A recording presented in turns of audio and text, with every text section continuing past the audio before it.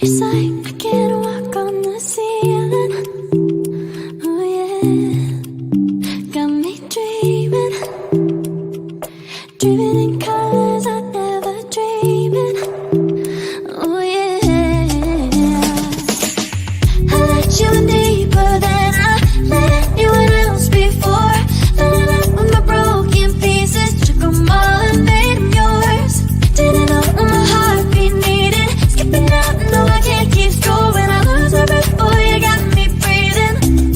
Oh, every little thing you do, every time you hold me, take me higher, higher. Every little thing you do, every time you hold me, take me higher, higher. Oh,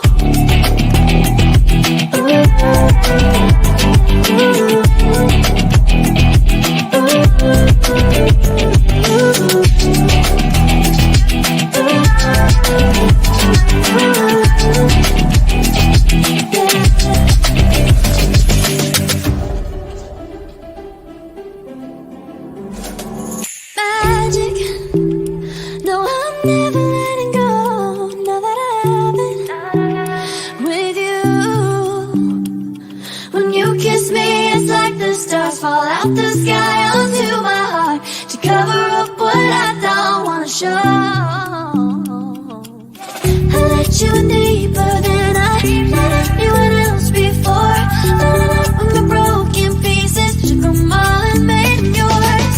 Didn't know what my heartbeat needed, skipping out, no I can't keep score. When I lose my breath, boy, you got me breathing. Oh, every little thing you do, every time you hold me, take me higher, higher. Every little thing you do, every time you hold me, take me higher, higher. Oh, you take me higher, ooh, you take me higher, baby, you take me higher, ooh, you take me higher, baby, you take me higher, ooh, you take me higher, baby, you take me higher, yeah, you take me higher, baby.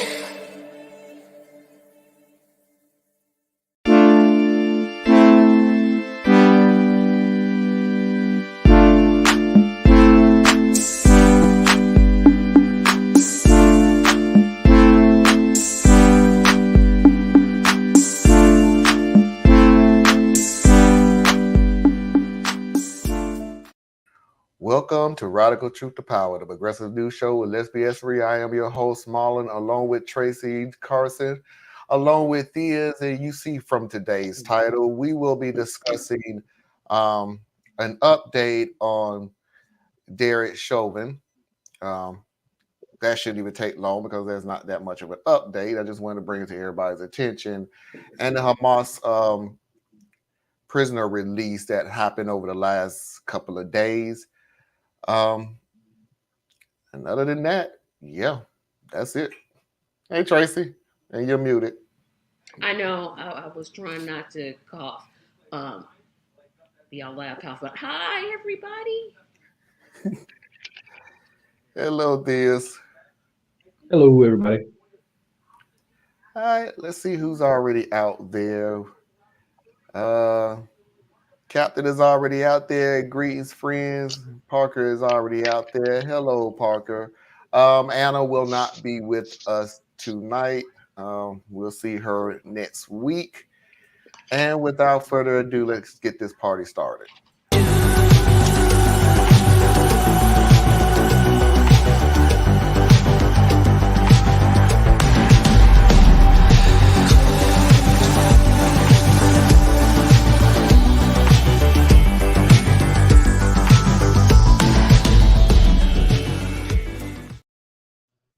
So let me give you a quick background on this next story. We were talking about Derek Chauvin stabbing, and I'm trying my hardest not to make a big deal out of it because I can't put the pieces together if I want to. So I'm just going to say it's a coincidence. Derek Chauvin has been for last couple of months, years, trying to get his case um, retried, stating that the whole case has been so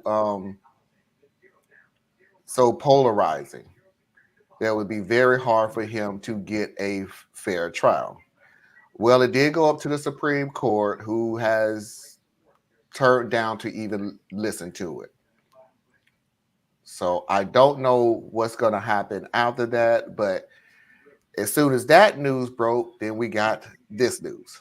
Breaking story overnight. Derek Chauvin, the former Minneapolis police officer convicted of murdering George Floyd, attacked in a federal prison, and he was seriously injured. ABC's Jacqueline Lee has more on this story. Good morning, Jacqueline. Hey, Gio, good morning. George Floyd's death obviously rocked the country in 2020, sparking nationwide protests about police brutality and race relations. And now sources say the man at the center of it all, found guilty of murdering Floyd, is in the hospital.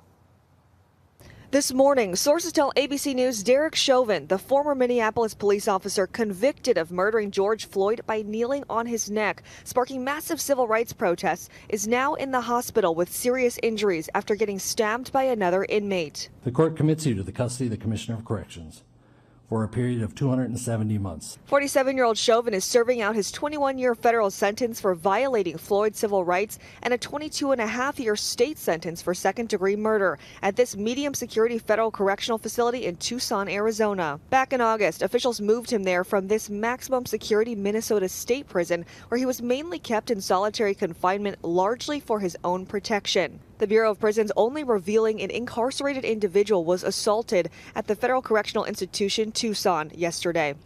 In a recent documentary called The Fall of Minneapolis, Chauvin spoke to the media for the first time, calling the trial and sentencing a sham, claiming his use of his knee on Floyd's neck was part of his police training manual. In fact, I'm looking at it right now. 5-316, maximal restraint technique, right in their written policy manual. And sources say Chauvin is, as of now, in stable condition and is expected to survive, but we have not heard back from his attorney or the prison. All right, then. So, what you think? I don't think anything of it. I think that whatever happens to him happens to him. I could care less. And then this should be on a wider lens. Something to pay attention to as far as the unchecked violence inside of the prisons. So this time it happened to him, and because it's somebody that most of us don't care about, it's like whatever. But there are countless men and women who go to prison and their sentences to do time, but unfortunately they're put into this gauntlet of survival where your life is just at stake because you're dealing with people with a variety of mental issues, emotional issues, anger issues, just so much mess. And then you got the prison staff and everybody else who's also violent and stuff. So I mean, this won't do it, but I just wish that more interest was taken into what happens inside of our prisons. All right, Tracy. Part of me, I have mixed feelings about this. Of course, I mean, I make jokes, haha, don't bend over in prison, haha. But I kind of wonder, and maybe this is a lack of knowledge, where is they getting these weapons to stab people from?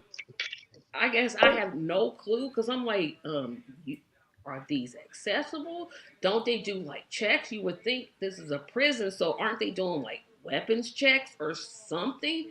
This is a little convenient for me.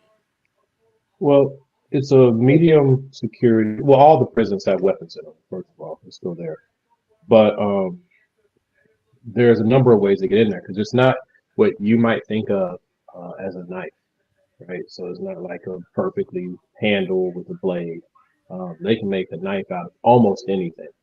So it's next to impossible to keep all hard substances away, because they'll just find something else. Like they'll get a sliver of metal that they're able to pry off of a pipe or trim or something like that and turn that into a blade. So there's any number of ways that these people get in. And then there's also the pocketbook, right, where people wrap it up and sneak it into the prison using their body. And then you have prison guards, which are the number one way that weapons and drugs get into the prison. So it's coming from all sides. It's really rough. But yeah, almost anything can be a weapon. This is just a little. I don't want to be conspiracy person, but I'm like, this was a little bit too convenient.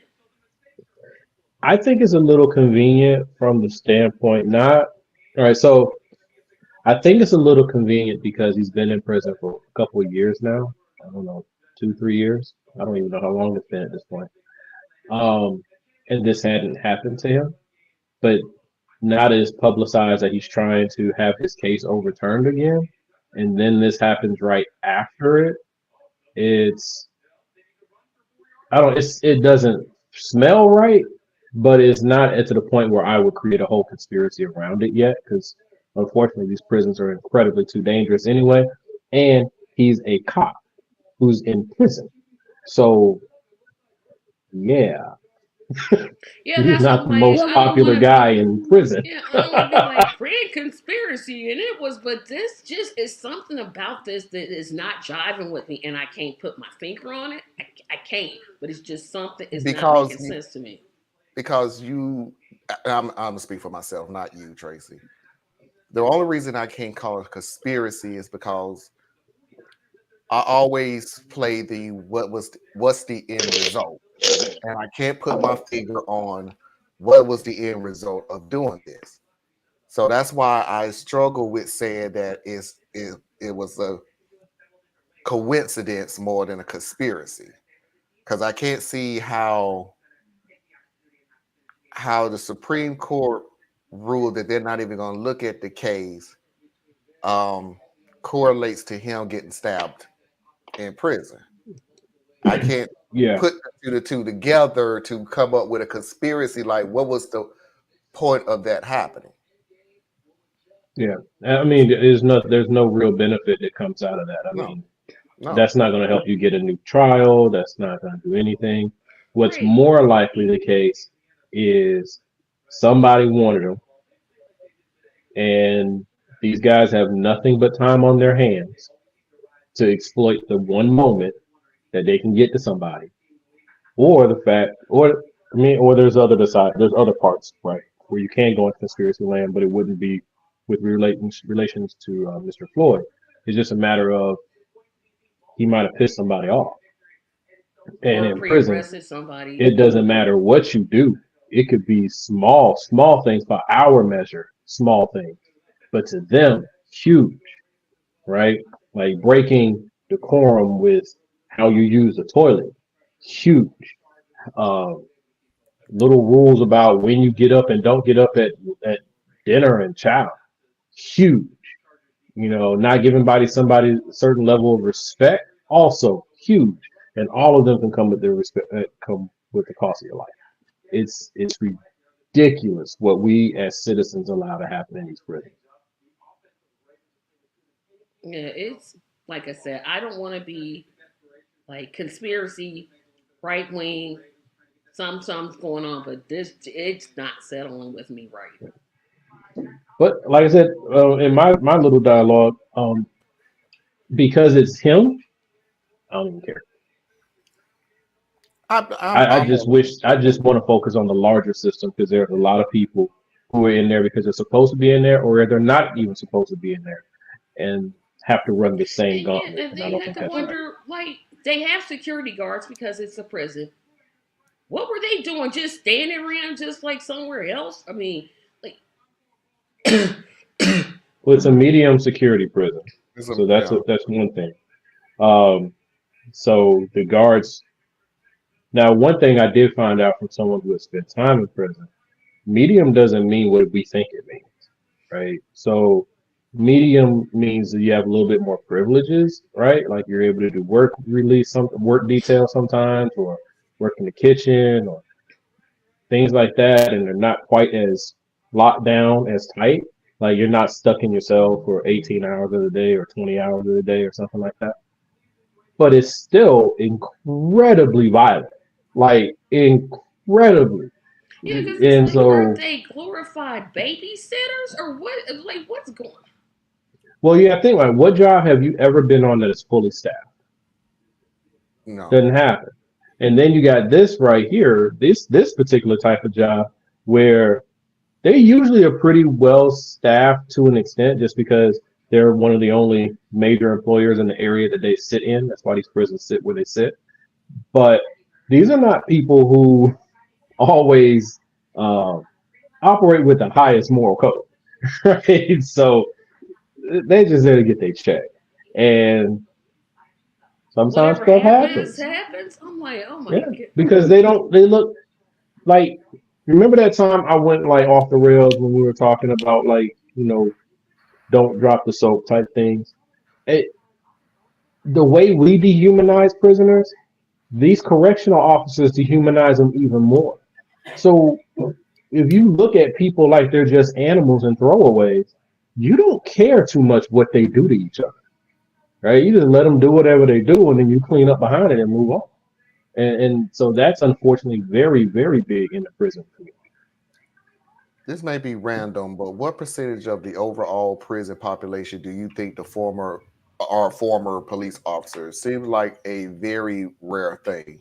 Yeah, police officers don't It's do incredibly prison. rare because police don't go to jail.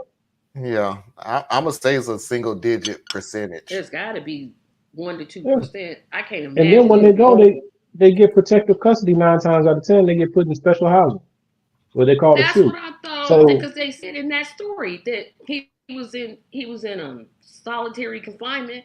So I'm like, why did right, they but just keep him there? there's times where he gets out. There's times where he got to go eat. There's times when they got to go to the shower. There's times when Wait he a will minute. be in transit. Hold on. I don't mean to ask a stupid question. You mean they don't have showers in their cells? Hell no. No, I have never been This to is prison. I'm This here is prison. I'm thinking they got that, like their own little like apartment. They got a little that's a stove, and hotel I mean room. they That's got not a prison. they got the cafeteria Mm-mm. part, but I'm thinking, oh, they got their Mm-mm. own little toilet, and they got their own little shower, and then they just go in and come out, go in and come out. Okay, so They got if their you're own in toilet. solitary, you probably have your own toilet and you have your bunk. That's what you have. You might have a TV or a radio, depending upon Yeah, what because you level of got to do security prison something. you're in. No, they don't have to do anything. That's the thing. They're in prison, right? You don't have to have anything. I'm They, like, give them something. you don't have to have anything. That's why they've taken away a lot of books so that the inmates can't educate themselves and prepare for their own trials. They've taken away athletic equipment so they can't get too big, right? They've taken away almost everything. It's a weird parallel, but I mean, it just hit me. It's like at school. In the schools, we've taken away art, we've taken away music, we've taken away PE, we've taken away recess, we've cut down lunch to like 20 minutes. If you look at how schools and the prisons are run, they are running similar in their tempo. Prison's worse because it's prison. I'm sitting there But thinking they had their own bed, their own shower. they got a bed. Their mattress is about that thick. Mm-hmm. That's their mattress. And it can be on a concrete slab or it could be on some chain, like, probably not on chain, nothing, because they don't want metal in the prison if they can avoid it. I'm going to say, I sure thought. So remember, this is prison. We're not trying to accommodate nothing. I have problems with the fact that you're not even pretending anymore to rehabilitate people, right? The only thing you allow in the prisons now is religion. That's it. You don't let nothing else up in there. And that means people go in and they come out worse than they went in. And they go back in because they don't have choices, because nobody will hire them. You can't get an apartment. Can't establish credit. You can't do nothing. Yeah. You can't vote. No, in some states you can. Yeah, Indiana, some of them you can vote, but you can. if you ain't got nowhere to live, that's of recent. And I hear what you saying, Thea, but that's of recent. Yeah, because if you went to jail for a felony, you can't vote. out of the 50 states, I don't know the number. You'd have to look it up, but most of them have some way for you to get your rights back. Some you get them back immediately, but most there's some hoo-ha you got to go through. And then you got states like Florida who actually puts it on the ballot. The people vote on it, and then the governor and his crew get together and say, "Nah, they ain't do that. They ain't Y'all do know what that. y'all was doing. We were just playing. Nah, they ain't do that. Yeah, you guys don't know what you're talking about. What? Let the people speak for themselves. Funny. All Florida people funny. Representative government. Are you kidding me? Ooh, my stomach. So anyway, if we get any update on Chauvin, let me get my thoughts. Don't care. And I've said that about a lot of them that went to jail for heinous crimes like that. I don't care. I do feel the same way as Thea's that we need to be concentrating more on the violence that's allowed to happen in these prisons. Is something that should never happen. You should not allow prisoners to dictate what the punishment is, because the punishment has already been put down. You're doing time in prison. And there we go. And whatever goes along with being in prison. But allowing prison and go about their way of adding more punishment, regardless of what the crime is. Like, trust me, I'm not sticking up for this dude. He's a freaking monster. But I'll always have this thing about drawing the line. And where do you draw the line?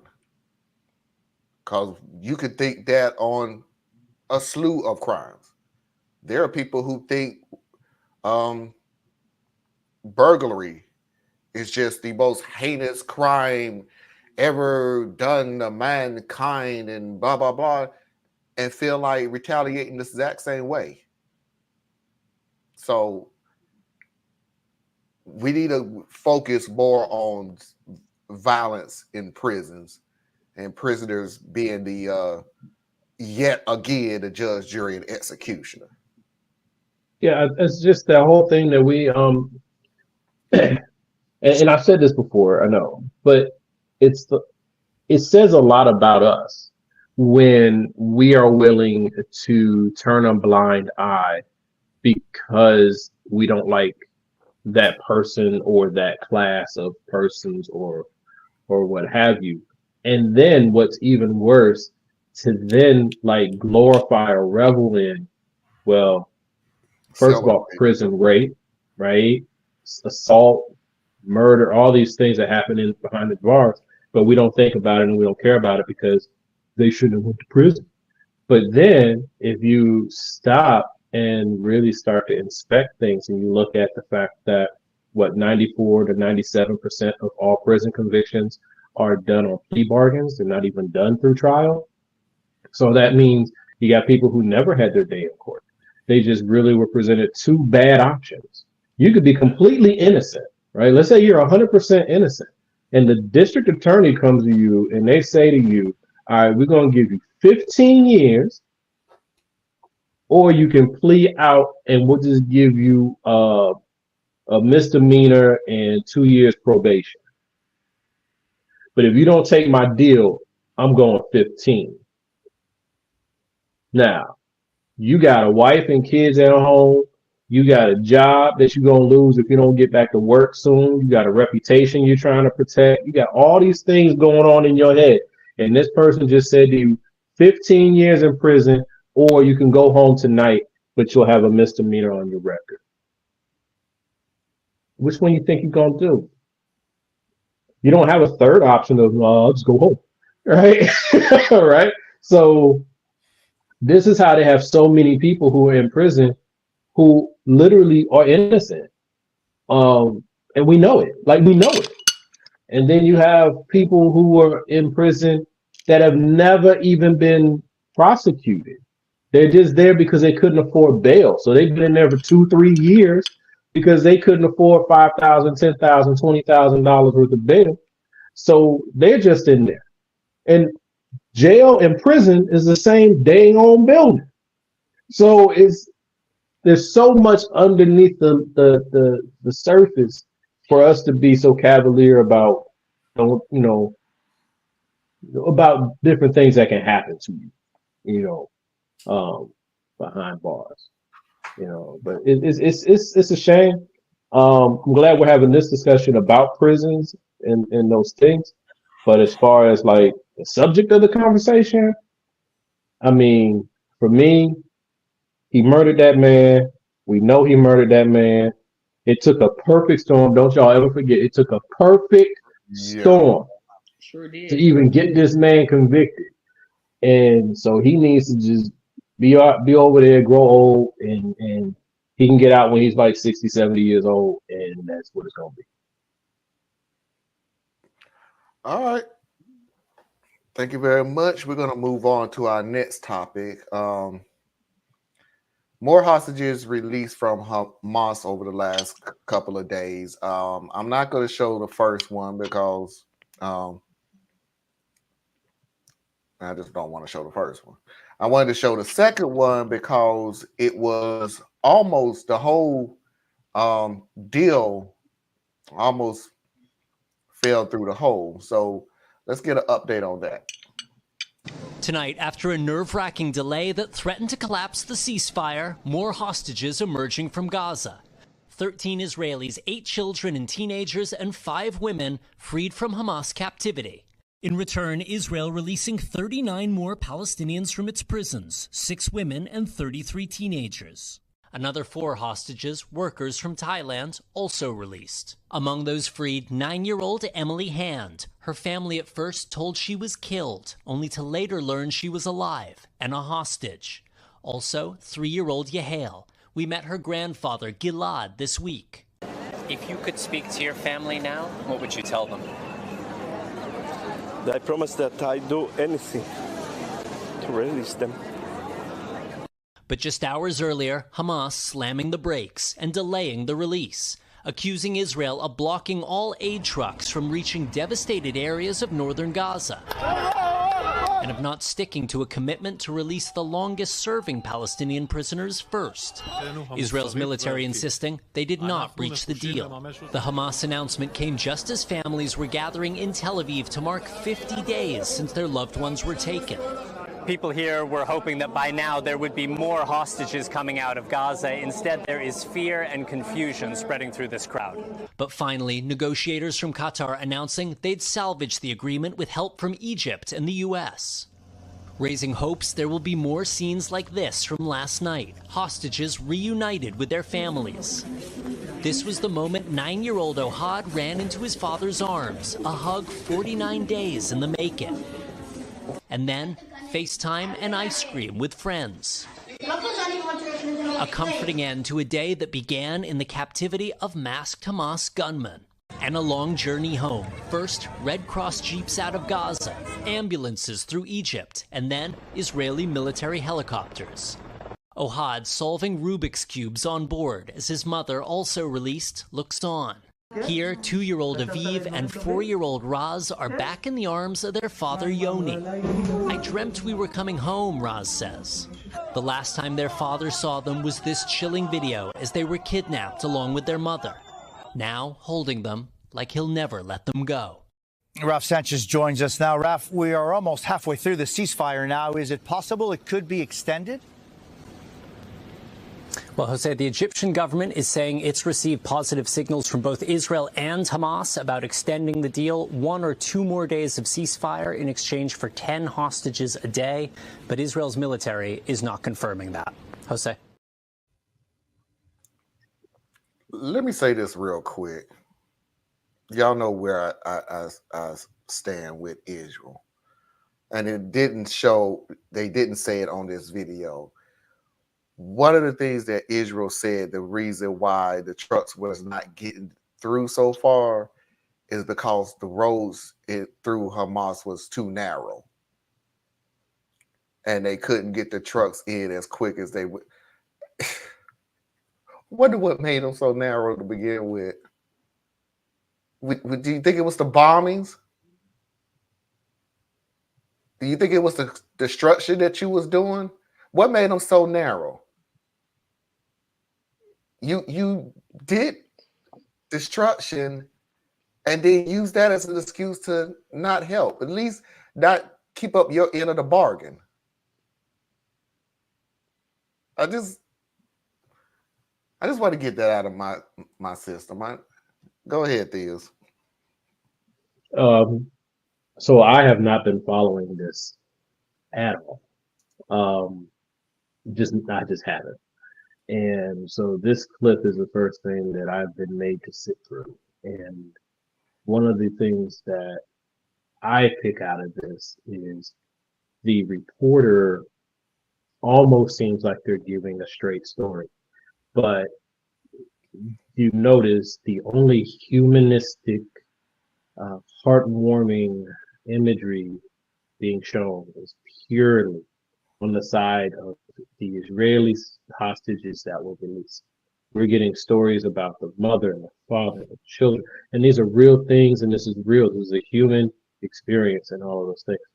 But there are hostages being returned on the other side. So when you choose to only tell a humanizing story about one side of the equation, you are also telling a story about the other side of the equation.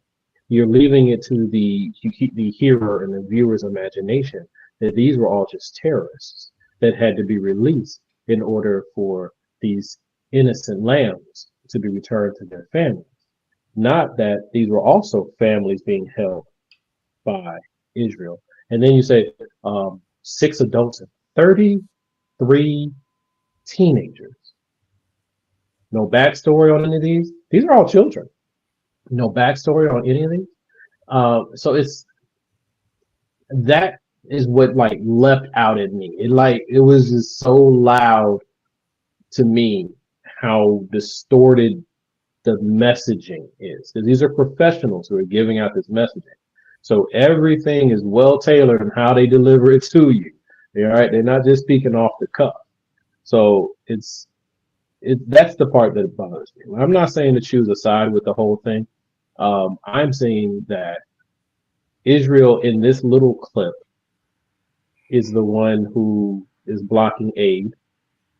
Israel in this little clip is the one that is backing out on how the deal is allegedly being performed, right? Like you're supposed to give the hostages back in a certain order. You flip that to give back the hostages you want to give first, so that if you decide that you no longer want to play along, you still have the ones that the other side wanted back, but you got yours back, right? So it's games within games, smoke and mirrors. And we're hearing word from Americans here in this country that they're highly upset that not enough Americans have been released. That's a great way of saying it. It's the game within the game. Like, why would they do that? Why would they release their prime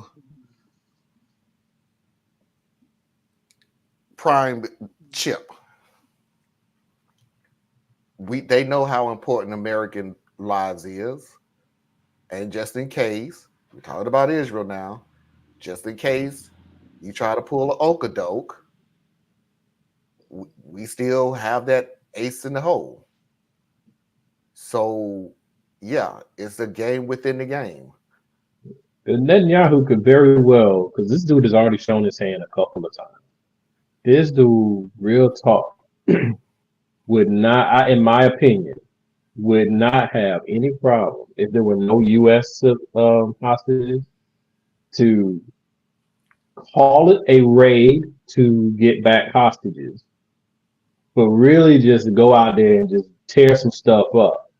And then, oops, we didn't get all our people back, right? I could see him doing that type of thing, him and his cabinet, doing that type of thing. But as long as there's U.S. citizens over there, he can't really play that card because America's not going to sit there and be like, yeah, well, I guess some of them don't make it back. No. Mm-mm. No, these are Jewish American citizens. Now, America ain't going to play too light with that part. So that's what I suspect. Like what you were just saying about you don't put your best chip and turn them all over, which is what Israel's doing in the reverse, except for they're breaking the deal by giving back hostages in the incorrect order. But it's all bad business. I'm sorry, Trace, what were you about to say? This whole thing literally makes me ill to my stomach. You have the United States government, and I'm gonna call him out, Genocide Joe. That's my new name for him. Openly saying, "Yep, kill all the hostages. No ceasefire." That's the minimum you could do until there's a permanent ceasefire.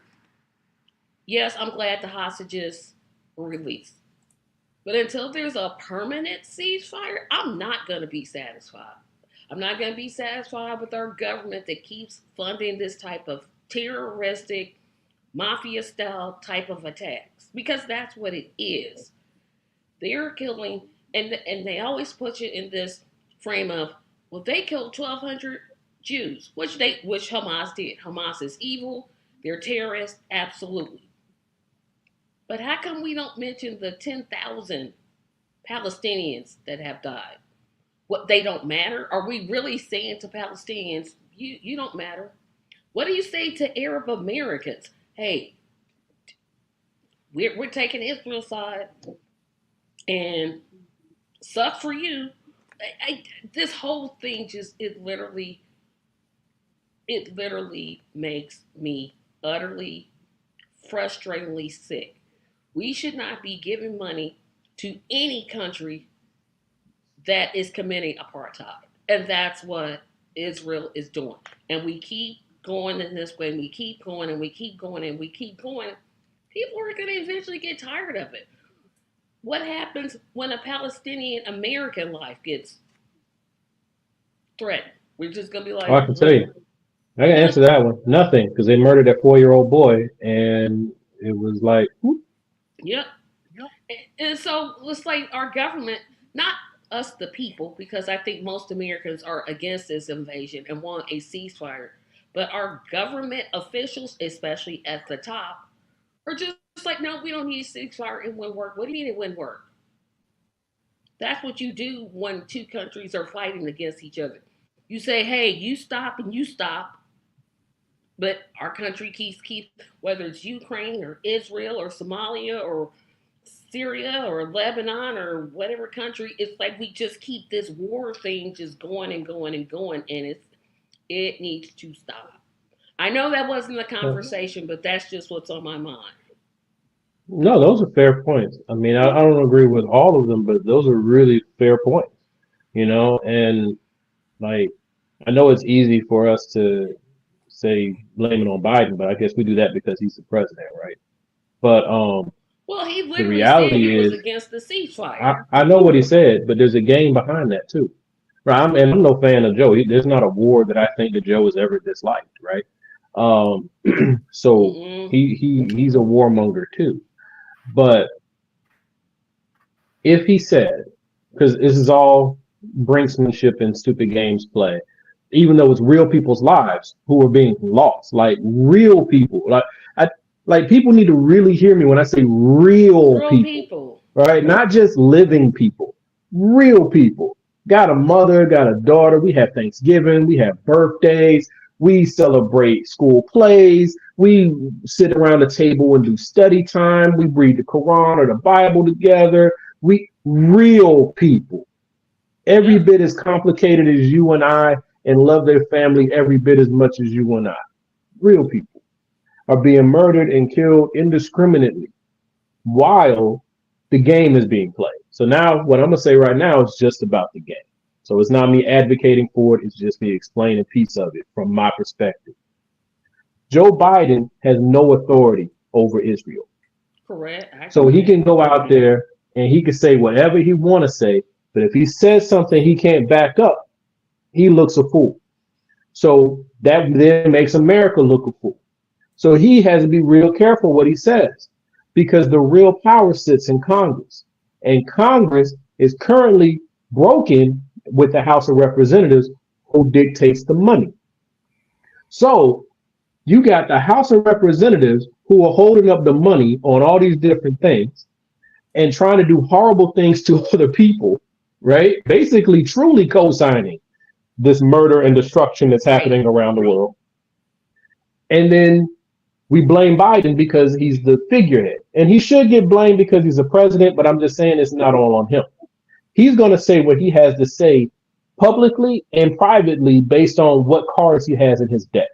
And right now, with the way our Congress works and the way approximately half of our nation is wired, this is just bad news, right? Like, I would prefer in an ideal land or world or scenario that America got its stuff together and said, you know what?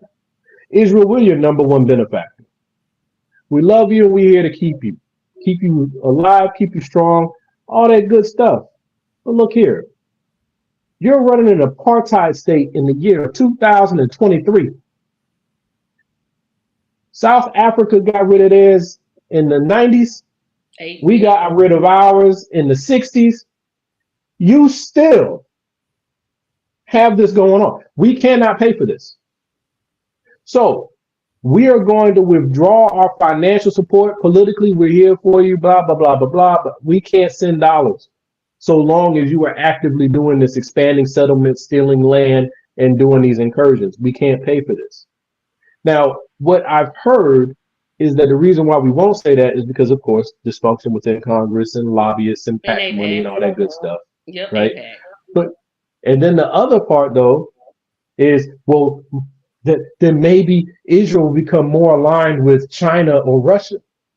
Let's see them do it, right? Stop.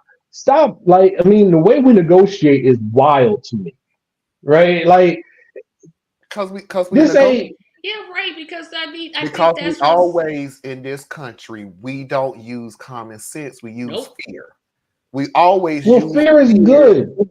Fear is useful. But what I'm saying though is, if somebody's going to tell you that I'm going to go to Russia and Russia is persecuting Jews, which they are, you telling me, nah, you know what, Israel? Try that. Stop. And watch how fast Israel turns around and says, "No, wait." That's what some of us on the left have been calling for, is for the U.S. to say, hey, keep it up with this apartheid business. Our money is gone. Will that happen? Nope. It will not, because... And I'm not advocating for the money to stop. I'm saying that it should be conditional and be willing to stop the money. You see what I'm saying? Oh, I'm saying it should be stopped. Well, here's the reson why I'm not saying that it should be stopped. Because there's more involved with this money. I had a great conversation with this lady.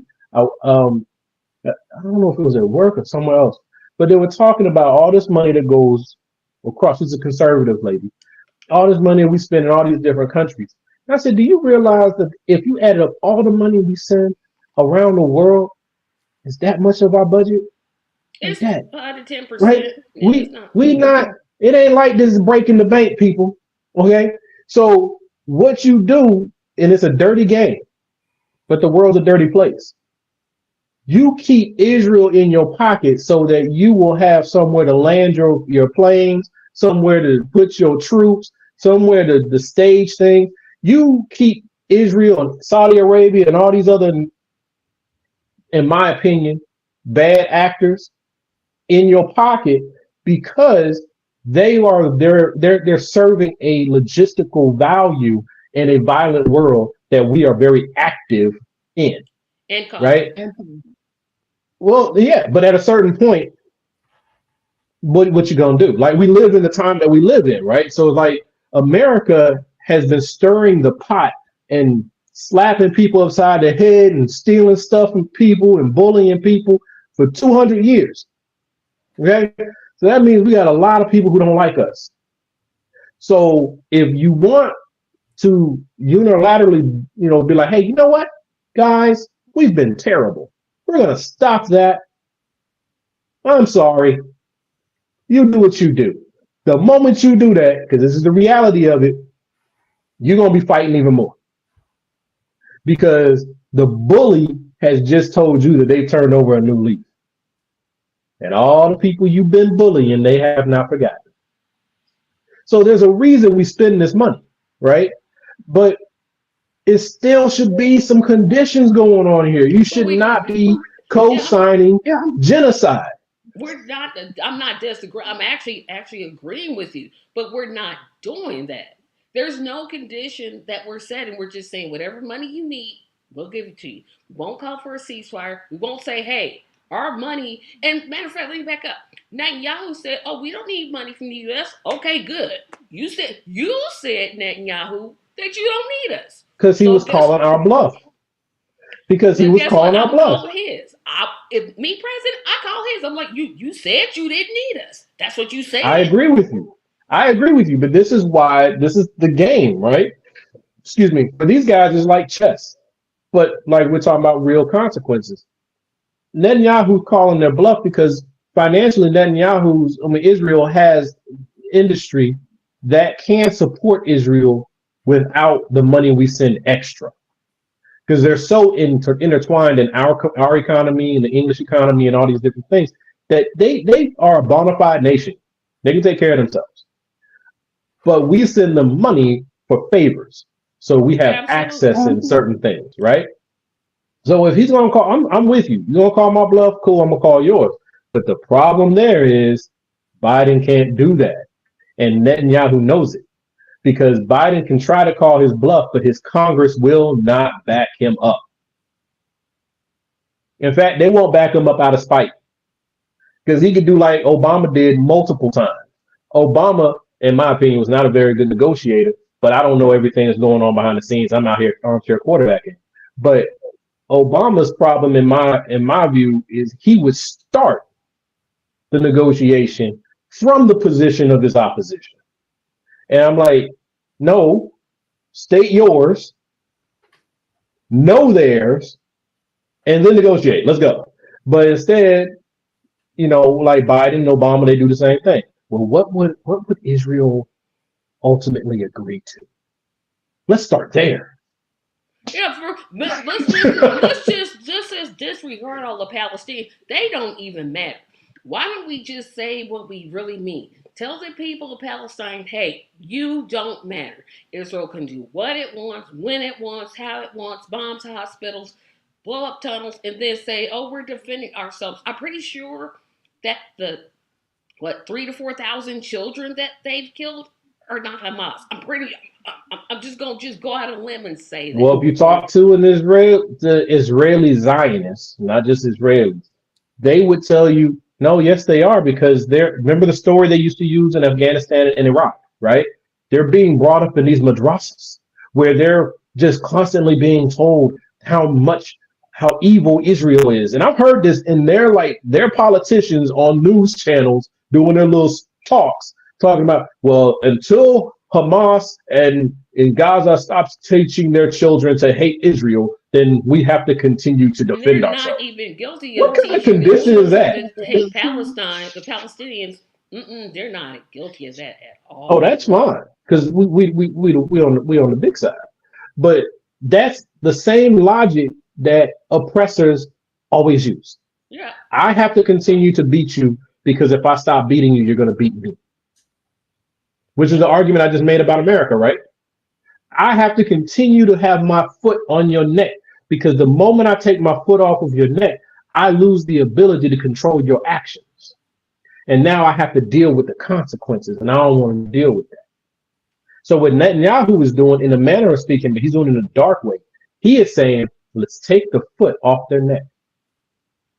That's what this dark dealings he's been doing with Hamas that has come to light. Which he helped create, which nobody ever wants to talk about. Nobody talks about that. Israel's like, I'm going to take Netanyahu's version of Israel. I'm going to take our foot off of the Palestinians' neck.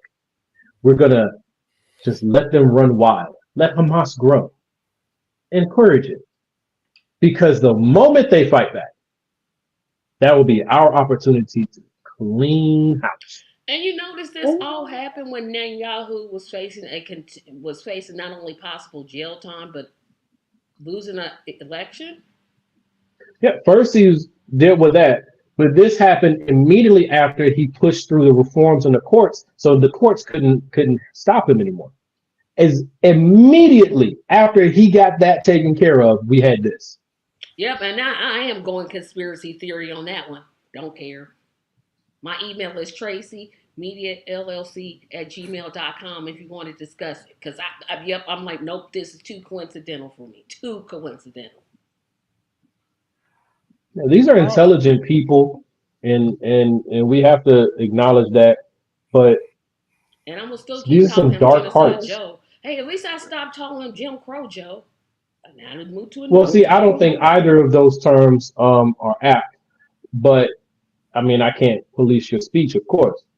But I'm saying that if we acknowledge that Congress is a real problem that we have, why do we continue to blame Joe for everything? Because he's the one publicly said he's against a ceasefire. No, but you've been against Joe for longer. I mean, yeah. But all the things that people bring down about this administration are actually the things that Congress is obstructing or refusing to do. I just can't name them all because I know my Congress. I mean, that's fine. Even if you can't name the right people, why name the wrong one? I am naming the right? How is Biden responsible? I'm not saying he's responsible, but I'm saying as the token head of the United States. Right. People look I to feel him because I'm saying token head. I agree. I get you. You're saying things. You got to go through Congress and the Senate for him to sign off things, except for those things he can do by executive order. Okay. But as the token head of this country, people are naturally going to look at him.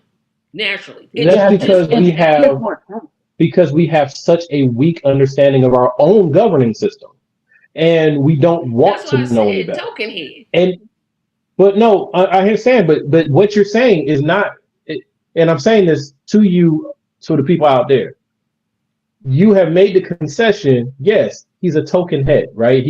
There's things the president can do, right? Like the executive orders, but then the Supreme Court, which is stacked against him, just shoots him down whenever they feel like it, right?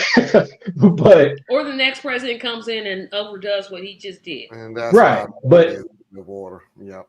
Which is what since George W. We've been in executive order hyperdrive ever since, because Congress has been dysfunctional going all the way back, right?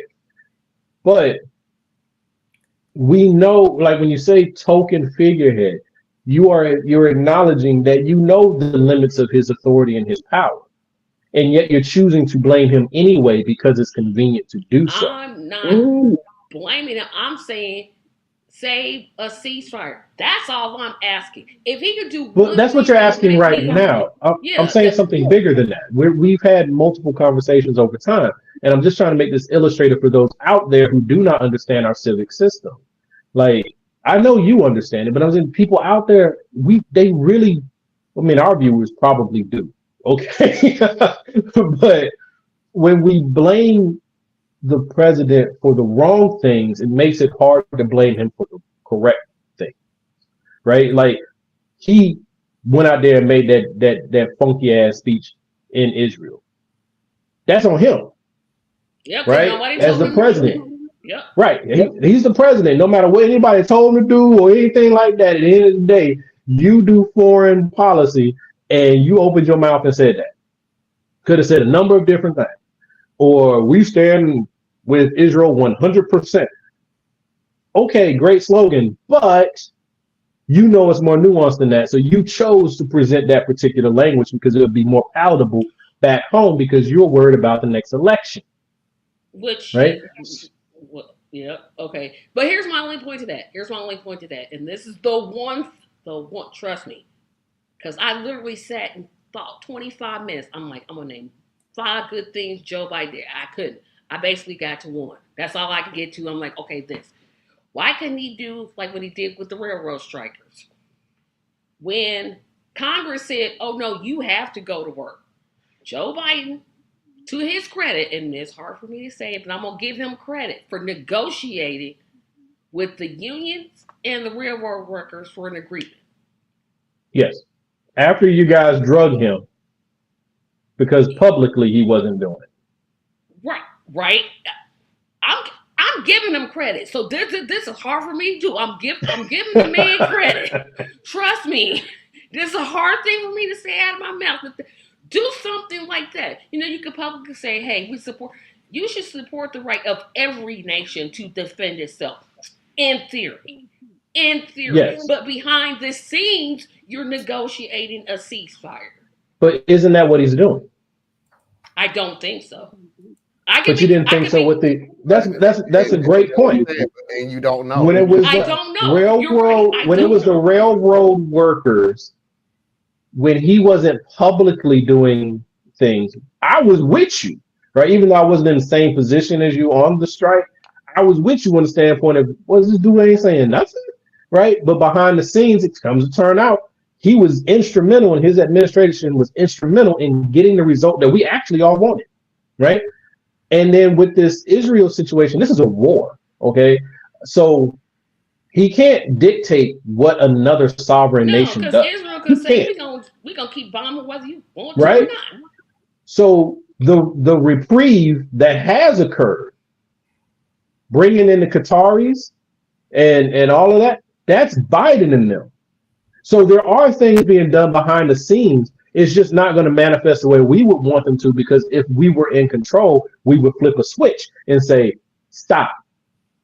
And that right? because we say, and I realize just because we say ceasefire doesn't mean they are, but to watch, like when I'm watching Palestinian babies, and Israel babies to that point, just get killed for, how are you going to tell me that a baby, not an infant, not a toddler, not a a baby is Hamas? How do you look yourself in the eye and bomb hospitals and say, yep, Hamas is in, that one Hamas member is in that entire hospital, blow it up?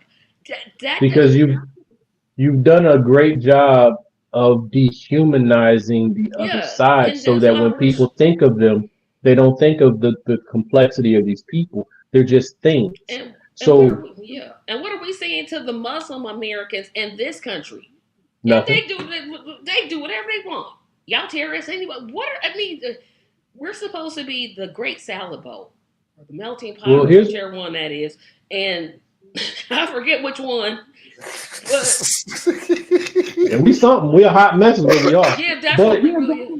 But when you pull that back just a little bit, right? What America is saying to our Muslim brothers and sisters, they're saying to our Latino brothers and sisters, what they're saying, all these different people, they're saying the same thing they've been saying to us the whole time. So if we haven't been able to listen to it and actually absorb it, I don't know that they're going to hear it and absorb it any different either, right? How many times does America have to tell you that you aren't a full citizen, that you're a second-class citizen? How many times America got to tell you that your children don't matter? How many times America got to tell you that you don't matter? And then we still come right back to it and say, our country, our government, our this. Yeah, because they taking money out of my paycheck to pay taxes. Well, I mean, hey, that doesn't make you, but you see what, I hope you're getting what I'm saying. Right. Like you're talking about these other groups, they're doing the same thing, right? Yeah. The problem is they aren't as intertwined as the Black community is. Like we can't even see ourselves. We can't see ourselves without seeing white people first. Like that's how long we've been in this thing, and we're so together. And so the problem is that we can't disassociate. We can't figure out a way to do it. It's like a slippery fish. It's just too hard to grasp. But these other communities are a little bit more tribal in how they're coming at certain things. So who knows? We'll see what happens. But we do know that mathematically, the Christian population, the white Anglo-Christian population, whether they be the woo-hoo-hoos over there on the right or the regular Christians in the left and in the middle, they have a particular drive towards Israel. Yep, they do. Because Christianity pushes you to it. Okay? So who you gonna piss off? 1%? or 3%, which represents the Muslim population, that will ride with you on economic policy or ride with you on these other things, or the Israel as a nation, which then has splashback to the Jewish community and the Christian community, and the black community. I don't know if this is truly representative. It's just been one of my frustrations as I grew up in the community. Our deep infatuation with Israel, and I'm like, Biden got to play the game. He plays this wrong. Trump is president, and Israel can take a long walk, and it's just gonna be a whole hot mess. They have the exact same stance on Israel, which surprised me. Do you believe anything Trump says? I don't believe anything either one of them says, but no, I'll just answer your question. Okay, because I can't equate the two because you can't point a lie. Well, maybe you can. Let's see if you can. Can you point a lie on the same trajectory as Trump coming from Biden? Trump has said, let's stop the Constitution. Has Biden said anything on par with that? No, he has never said stop the Constitution. Trump has more people in his cabinet in prison than any president in modern history. He picks the best people. But we can't say that about Biden. We can't even say that about Obama. No, I mean they both pick. Trump is found guilty of rape, sexual assault. Can't say that about Biden. You can say he was suspected of it. You can say he's a creepy old man. But all of those are opinions. None of that's been adjudicated. This fool been adjudicated. Right? Trump has had at least two charitable organizations that have been taken apart by judges and state government because of fraud. Can't say that about Biden. So it's like, what are we really looking at here, right? Biden is a professional politician, so we know that they all squirrely, But I'm just waiting. Can't nobody point at nothing this man did. If he did the loan forgiveness for black students in HBCUs, I'd almost. But he did give what? I mean, I don't know if y'all saw the clip I shared. The thing with there's a black Republican, Trump supporter, going up against Roland Martin. Oh my Lord, don't watch it because it'll hurt your brain. But Roland was rolling numbers. Trump gets credit for doing something about giving money to HBCUs, but he didn't really do that. Like his budget that he submitted had $0 for HBCUs, and it took someone in Congress to put it back in, and then that's how it got passed. It was like $95 million or something. I'm not saying that Biden's put billions. Biden has put billions into HBCUs. Has actually gone into the HBCUs. So loan forgiveness? No, he didn't. But did he help fund this thing so we get more black doctors and lawyers and professionals? Absolutely, he sure enough did. So it's like, I'm not ignoring you. I'm just reading what's on the screen. No, that's fair. I'm just from Tel Aviv to Jerusalem. I think that was one difference between him and Obama, but Biden hasn't changed it since Trump did that. He hasn't. Well, Biden can't. Well, he could, but he wouldn't. Nobody would. That was like something that every president going back to Reagan had head fainted, like they were going to do it, right? Like, well, maybe, yeah. And then Trump was like, yeah, let's do that. But once it's there, you ain't going to just pick it up and move it. Well, Trump did. Or maybe Trump moved it in. Ain't nobody going to go in there and move it out. All right, y'all, let's cut this short. Our first hour is up. I appreciate everybody. I appreciate the commentary. Give me some good things to break up on my last day out of work before yeah. So we'll see. Back to work tomorrow, yo. Yeah, I don't. But he goes back Tuesday. I go back tomorrow. Me too. I'm with you, Trey. So we're gonna take a 3-minute break to reboot and refresh, and we'll see everybody on the other side with a full line of Am I the A-hole, Real or Nah, Mafia videos of the week, and Fox's video of the week. 3-minute break. Stay tuned.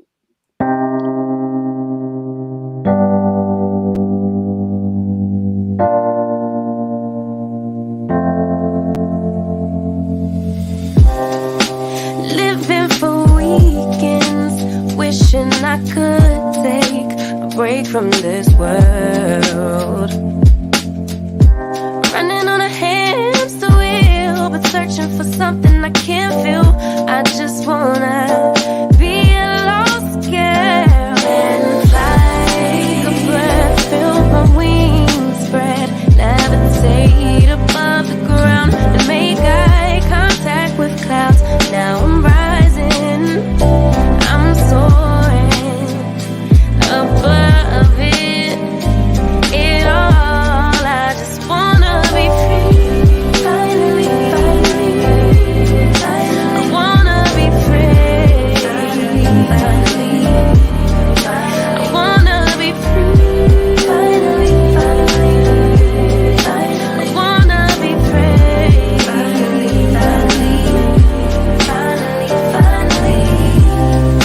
I always daydreaming, never imagined I lose my spark. Living in this crazy time, putting back the pieces of my mind. I know how to run from the dark and fly. Take a breath, feel my wings spread, levitate into the clouds. I'm so high above the ground, I'm rising, I'm soaring above it all. I just wanna be free, finally, I wanna be free, I wanna be free, finally, I wanna be free,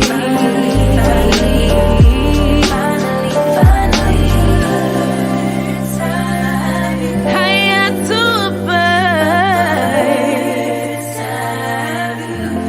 you. I'm rising, I'm soaring above it all. I just wanna be free, I wanna be free, I wanna be free, I wanna be free, finally.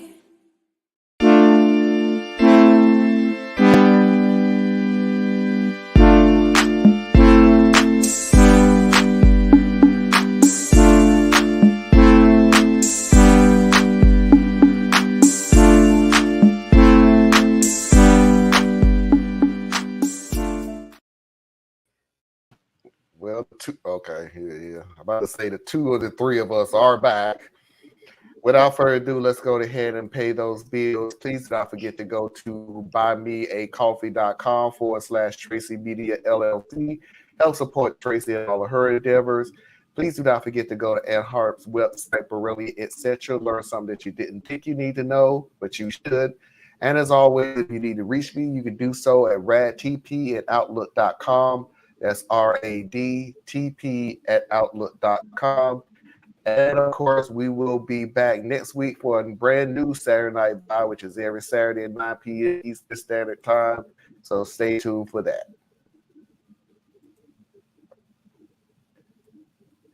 Yes, I am becoming very good at that now. Take your time and read. That's all you got to do. Am I the a-hole?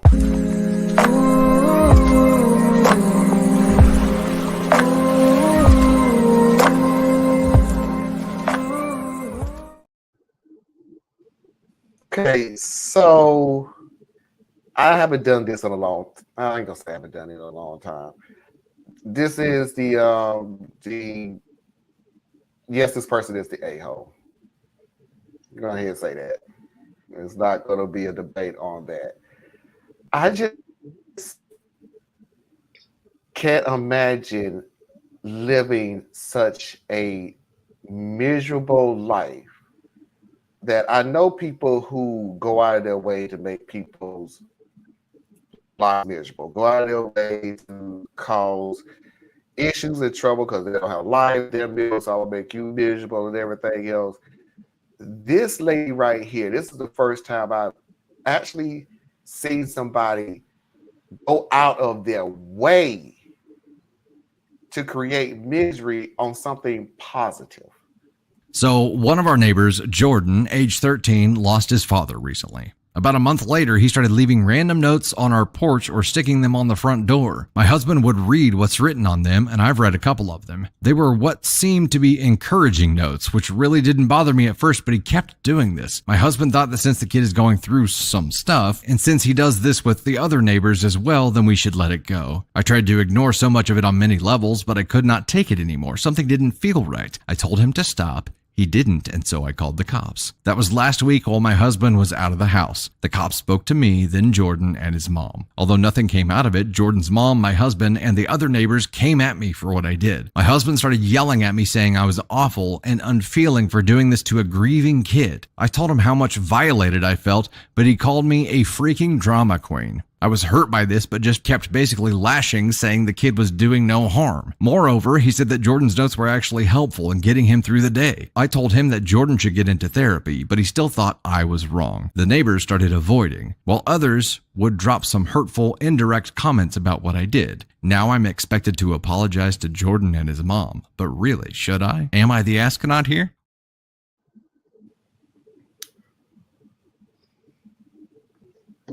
I don't know if I can even take this seriously, bro. This is real or not? Kids suffer some kind of trauma, because I missed what the trauma was, and then he leaves positive notes. Okay, he leaves positive notes on neighbors. It could be annoying, right? Because you're coming on my property, putting stuff on my door and all that. But obviously, this community knows each other, right? And this boy, they know his business. They know he lost his father. Let it go. I mean, this is like somebody put a watchtower pamphlet on my door. I'm not going to chase the Jehovah's Witness down the street and call the police on them. I'm just going to take the little thing and throw it away. You know, I mean, some people just standing on principle will do some of the just most unnecessary things. So yeah, I think that she is that thing. So whatever. Bravo, husband, for standing up and saying this is one you should have just let go. Tracy? Is she serious? Someone has just lost a parent, which, as a person that's lost two parents, that is not an easy thing to go through. This child, instead of being a terror, decides, I'm going to leave positive notes. And you complain? What's wrong with you? Are you to the police? Thank you, because you just got to my next point. If I'm the police, you know what? I'm coming out, but I'm putting her in jail, because that's the most annoying thing that girl, bye. Are you serious? Somebody is taking their tragedy and saying, you know what? I'm going to spread positivity. I'm going to do something kind. And you call the police? What is wrong with you?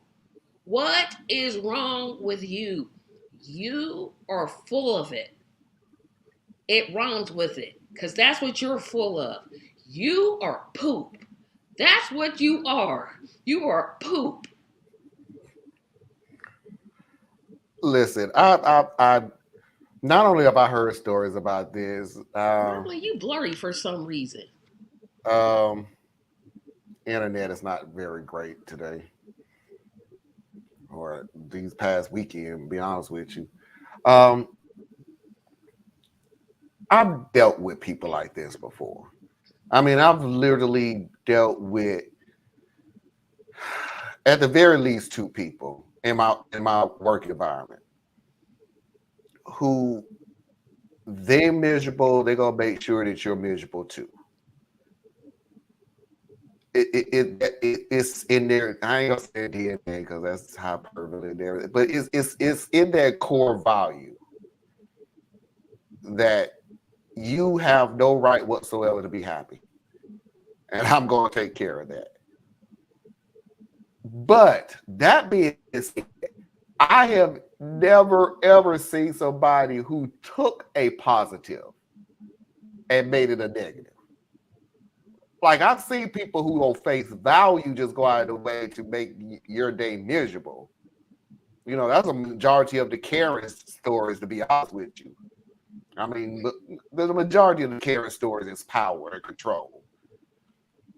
But there's a third class where it's just, I'm living a miserable life, so I'm gonna make you miserable too because I'm a customer and you supposed to make me happy and you didn't, so I'm gonna make you unhappy. It's people like that. This woman took a positive reinforcement. This kid lost his father.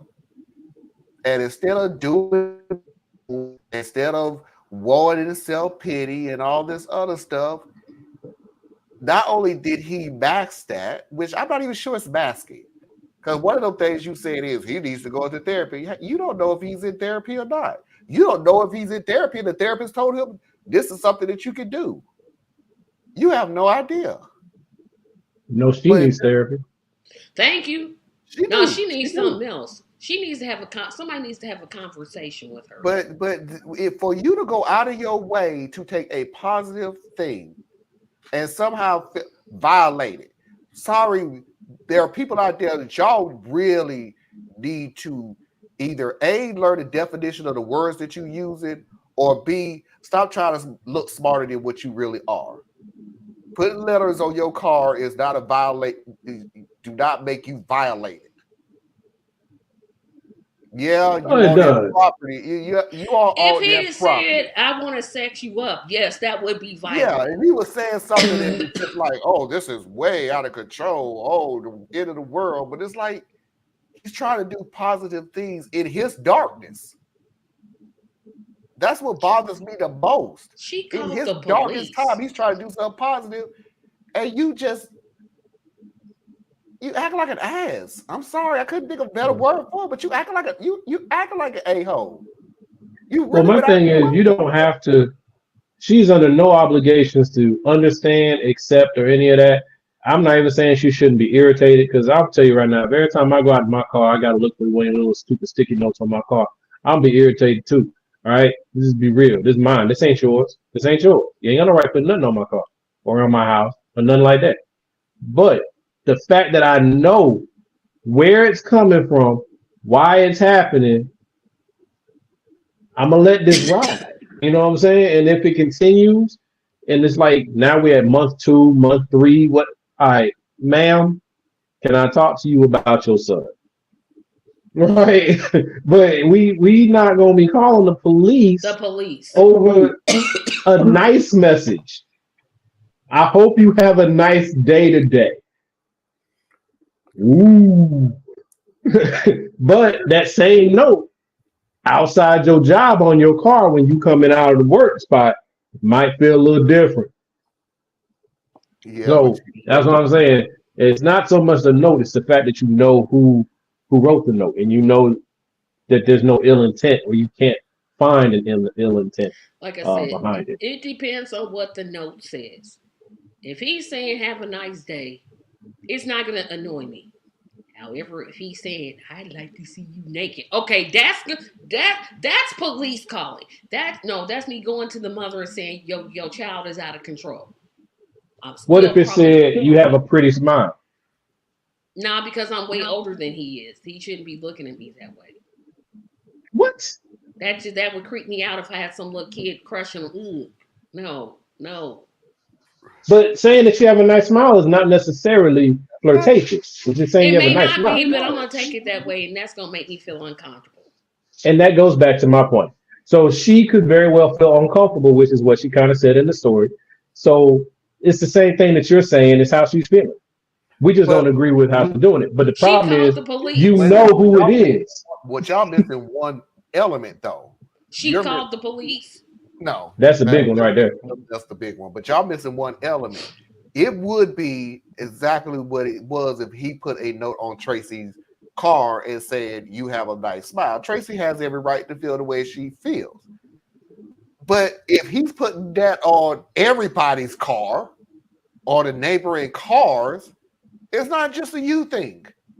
You have a nice smile. You have beautiful hair. The wording is kind of like, dude, everything that you like is bodily. You 13. When you walk, it's like two midgets playing teeter-totter under your dress. Yeah. That's be like, you know what? But if you're doing, have a beautiful day. Have a beautiful day on the other house. Have a beautiful day on the third house. Okay, he's not Make targeting this day great. you. Well, who's comparing notes? Well, apparently this community is. Yeah, this community, they out there comparing notes. Yep, they sure are. Because the whole community done turned on her. So it's not like there's not one person, according to her, that says, "I'm glad you did that." Because that's why you don't play. That's why you don't need to know your neighbors. You absolutely need to know your neighbors. I know my neighbors. I know one. I know three well enough that I can walk up to their house and they not freak out. But that's as far as that goes. And I've been here for like over a decade. Hey, you better not bring me no wild food. You got one over me because I got the one on the left and the one on the right. That's all I know. You bring me some wild food out your house, I'm throwing it straight away. What? First of all, I'm not gonna throw it away in front of you, but I ain't eating that. I don't know you. Bring no food in my house. Why don't you? No, you don't do that. You gonna throw it away? It better have a sticker on it that says Ingles or Kroger or something. Man, don't bring me nothing that you done cook. Don't do that. I don't know if you got cats. Yeah, that is a good point. That's a good point. Yeah, I gotta give you that one. Yeah, we do got some people who no harm. They're not doing anything. Oh, he's just like walking on the counter, sitting in the sink, licking what they feel like. I'm not a cat person, as you may can tell. But I've seen dogs do that. I think cats are cool. If you love cats, that's all well and good. I ain't got nothing against you for loving cats. But I just can't eat nothing that came out your kitchen. That's even if I know you. Crazy Karen, I don't want to use the term crazy, but Karen done went too dang on far. Girl, sit down. Let him grieve. This is his way. This is his mechanism of grief. Grief has so many different. Yeah, he could have become a little hellion, but instead, or he could have like hid in his room and became a little sulking child or something. But it's still, we just kind of piggybacks Marlon with our talk yesterday. That's still your path. I'm not obligated to accept or deal with your path. That's you. So I don't have to like that you putting notes on my car. But you literally could have just sat there and said, went up to him and the mom and just say, "Hey, I appreciate these notes, but going forward, can you take my name off the note list that you have and everything?" Yeah, can I unsubscribe? Because she did ask him. It did stay in there that she did ask him to stop, and he did. But I have a feeling that's when you go to the parent. But I have a feeling that he stopped putting it on her car and was just putting it on the husband's car, and she was still feeling some type of way. The husband never asked. The husband. Well, what I got from it was she asked the child, because we don't know how old this child is. I don't know. 13. But she asked 13. Okay. She asked the child, and the child flat out said, "No, I ain't gonna stop." So she did try, right? I'm just saying the next step ain't the police. Yeah, her first step was wrong. You don't go to the child; you go to the parent of the child. Now, if I see your child in my yard, I'm going to that child. Hey, you. No, I'm going to the parent. It ain't safe to do this. I'm going to the parent. I'm going to talk to your mama. Don't get out of my yard. Now, I'm going to talk to a kid. I'll talk to kids. You in my yard. I'm talking to you. Hey, young man, do you understand that it's not wise to just walk around in people's yards that you don't know? I need you to think about that next time. Go have a good day. I'm having a That's one thing that I conversation think with we missing, man. Especially men. You know what I'm saying? Talk to these kids, man. Stop acting like you scared of interacting with people. These kids, we always talk about how the community ain't what it used to be. Talk to these kids. You just need to be respectful because they don't owe you nothing, right? You haven't built that bridge. So, hey, me in my yard. I need you to move on. Free range kid strikes again. Yeah. No, this is not the. This is a different type of situation. Yeah, this ain't that. I would have went to the mother first with the child Living in the present and sun said, type "Look, person. could you just like ease up on mine? Thank you." In other words, we all have been agreement that the police should not have been involved in this What whatsoever. does she think? Gee, let me call the police. Like they don't have nothing else to do but go around here and stop, like put out Karen's fires. Well, I know why she would have called the police because everybody is taught to be afraid of everything. That's one. And then, you know, because this is what I imagine will go through a person's head. All right, if I go to his mother, how is she going to react? Is she going to be nice? Is she going to yell at me? I don't like that kind of confrontation. So I can't go do that. I talked to my husband. He ain't even on the same page with me. So that didn't help me. So who's left? You call the police. Like, I know how you get there. I'm just saying, you know who the child is and the reason behind the notes, and you've read the notes. You could just tear the you note didn't up. need to escalate it. You could have just took the note, put it in the trash, and kept moving. They kept it moving. But nope, Karen wanted to be a Karen. Karen's house to Karen. Yeah. But no, I definitely understand how you can end up in a position where you call the police because it ain't safe to walk up on people's house. How many of you little children got shot going to somebody's yard, knocking on somebody's door? Through the door. So yeah, it's scary to go to people's house. People are like little rabbits with guns now. They're all scared, just terrified. Like you can't. I mean, I don't know. It depends on where you live. I can't think of a home invasion that is happening anywhere near me, right? And yet, the community I live in, please believe everybody got something. Because everybody's scared of somebody gonna bust in your door. Even though statistically that shit ain't gonna happen. Well, it's it. Crime has been falling for the last 20 years, year to year. But not let the Republicans tell it. Fentanyl is taking over America. It's fentanyl. It's those transgender border jumping fentanyl selling Canadian border crossing. In the words of Nikki Haley, finished them. I'm still so mad about that. I don't know what y'all talking about. We are so poor that we gonna fly over the country we try to get into. Go through Canada. Through Canada. That's about the stupidest. Yeah, we ain't got no money, but we're gonna fly to Canada, then come to the Canadian. This is what I mean. I don't want to get on a rant, but this is what I mean when I keep saying at this point in time, they know what they're saying is bullshit, but they also know their base is gonna believe it. So I'm just gonna come up with the dumbest statement I could possibly think. I really do think they sit around in a little circle and go, you know what? I'm gonna come up with the dumbest statement that I can possibly come up just to see how many people will believe it. Because if you gonna have me try to believe that that the Mexican people are so poor, no Guatemala, that they're coming to America for a better life. So somehow they came up with enough money to fly over the country that they're trying to get into because coming through the Canadian border is easier than coming through the American border. Whoa, wait a minute. What did you just say? It's easier? So that means it is kind of difficult to come through the American border. No. That's not what I'm saying. I'm just saying it's an open door at the American border. So it's harder. No, but they're bringing fentanyl, which is made right here in the United States of America. But y'all missing it though. George Soros apparently is chartering the jet that flies them over into Canada, and then they backpack back in. And get caught on purpose. stupid. They not stupid. They know what their base is. They speak. They know exactly who they're talking about. They know Yep, who they they're know targeting. exactly who They they're know talking who they're to. targeting. They know. So when That's Nick what I Haley say. says finish him, or Vivek the Snake says I'm gonna smoke out the terrorists here.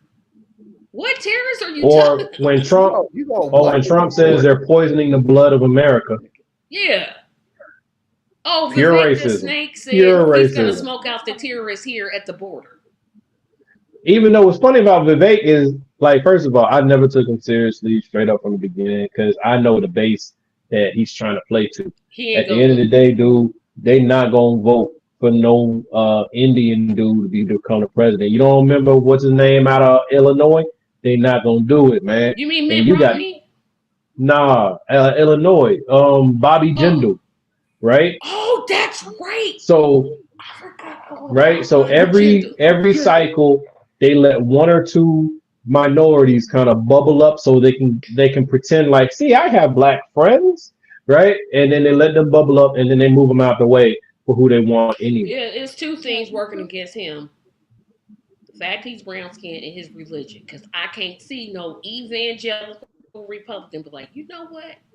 Let's just abandon this and go for this. If you They ain't got it in them. if you think that a black man that been raised in America, even if you don't believe he was born in America, which is stupid, but if you don't believe he was born in America, you know he done grew up his whole life here.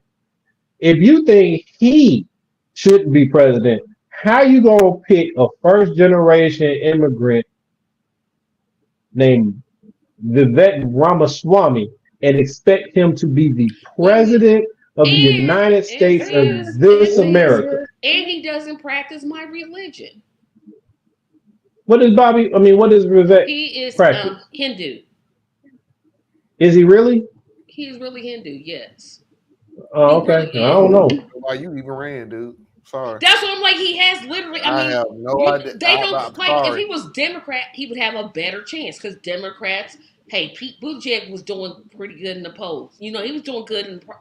Republicans don't That's got because it. on the left, we think a little bit. You know, I mean, I hate to be like this, but people on the right legit have dinosaur brains. Like, it's all like animal instinct, fear-driven protectionism, right? For all their other levels, those are the ones that sit on top. And that's one thing that I do say sometimes is people prioritize things in different order. And where the left, so-called left, and the so-called right get into it is the left loves to call the right racist. And I'm saying there are a lot of racists over there because I'm not saying, as you know, the old saying goes, I'm not saying y'all are all racist, but all the racists seem to like to hang out with y'all, right? Yep. But they're not all racist though. It's just that for them, racism or race equality is like number 5 on their list. The other 4 things above it mean more. No, I don't even think race makes the list.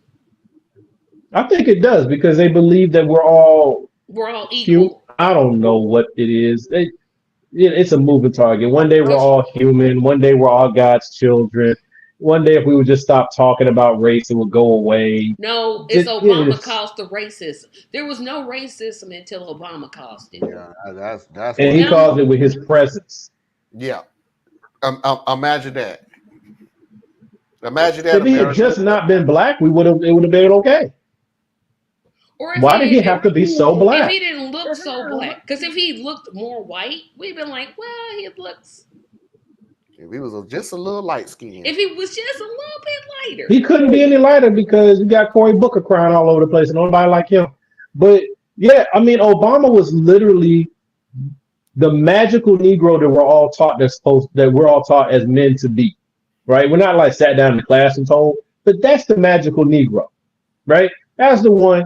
He's not scary, good looking, talks well, intelligent, makes all the right decisions, has a good job, has a great education, has multicultural friends. He's all the things that we're told. If you would be that type of magical Negro, you could be anything and do everything and have a great life in America. And then he goes to become president and he got death threats. He can't have social media. It's like, We was kidding.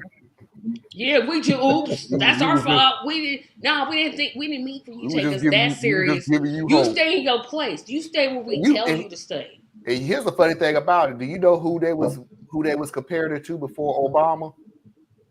And this is gonna shock the crap out of Don't you say because Reagan. Let's say Martin Luther King. nope. There was Malcolm somebody X. between Martin Luther King and Obama. Malcolm X. And black. Malcolm X. Nope.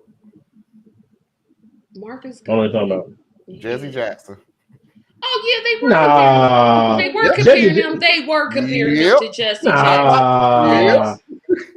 But I remember Jesse Jackson was butthurt over this guy's rise. You remember that moment? But you know, that's the elites always fight amongst themselves.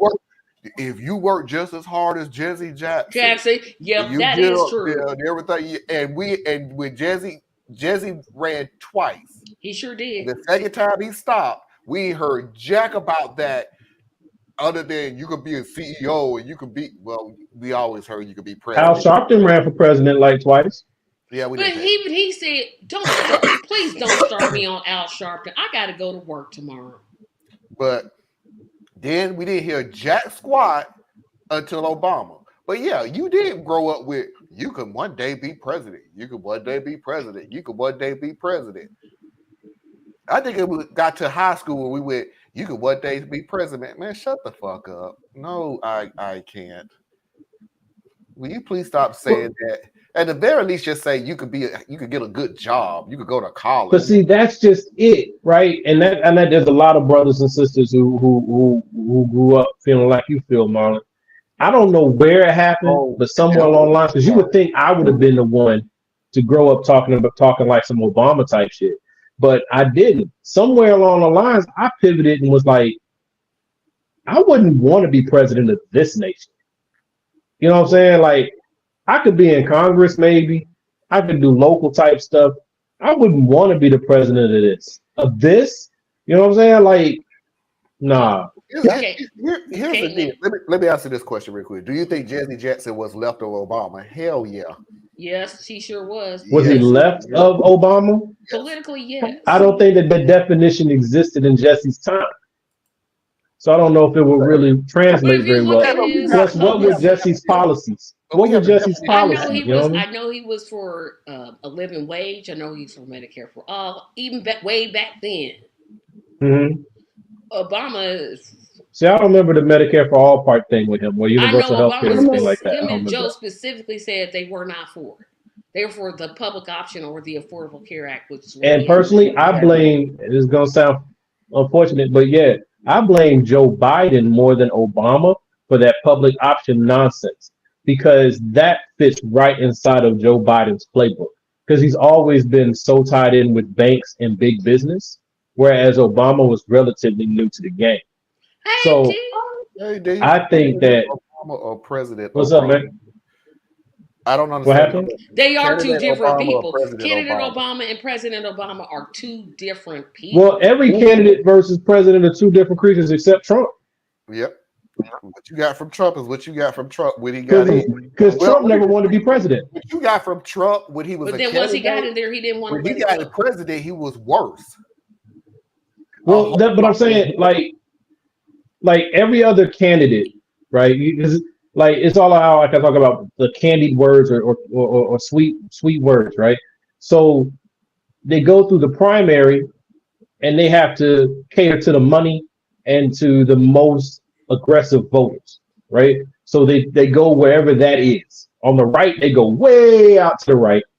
And on the left, they hover somewhere around the middle, right?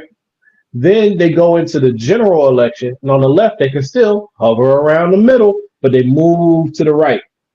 But then on the Republican side, they're trying to get back to the middle, but it's too late because they got pulled too far out for their primaries. But then when it's time to actually be in the office, and we don't have a lot of Republican examples to use because other than Trump, it's just George W., right?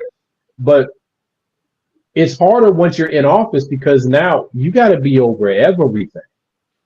See, Trump was able to continue to be the same kind of Trump in a way because he never wanted to run anything.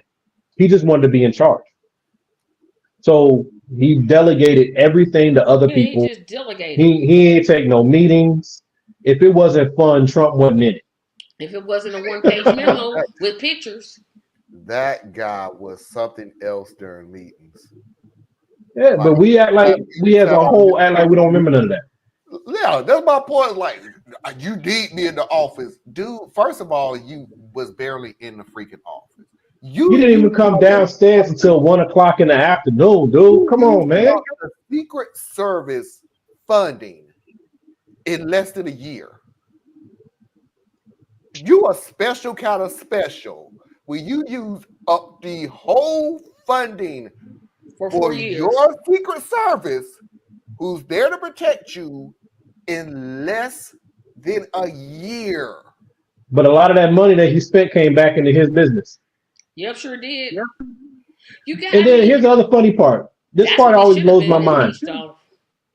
This blows my mind with conservatives and black folks who aren't conservatives, but they're so disgusted with Biden because of what he did in the 90s that they just whatever, like it's F Joe Biden forever. They'll say stuff like, but what under Trump the economy was good. Was it though? Because for 2 years out of his presidency, we had COVID and the economy was in the toilet. He said drink. We were begging for COVID aid for 2 years. I would tell you what Republicans do. Always, because they did it with Bush Jr. too. Always. For 2 years, the economy was great under the Republicans. It was great under Bush. It was great under Trump. Dude, you was riding the high of the Democratic president before them. I agree. What? You did not. No, I agree. The first. That's what you have to look at. What infrastructure did you build when you was president that made the economy great? Bush Jr. didn't do jack squat. You was riding the high of Clinton. Trump, you didn't create jack squat. You was riding the high of Obama.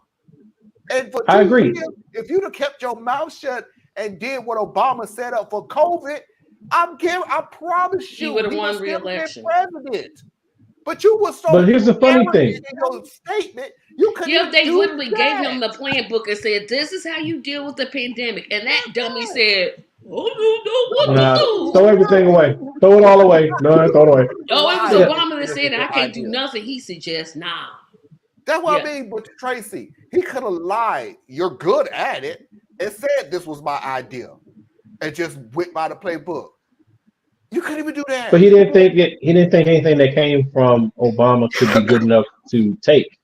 But the funny thing is, like you were just hitting on, that's why I'm like, for 2 years, it takes about 2 years for any president's economic objectives to start to bear fruit. It takes about 2 years.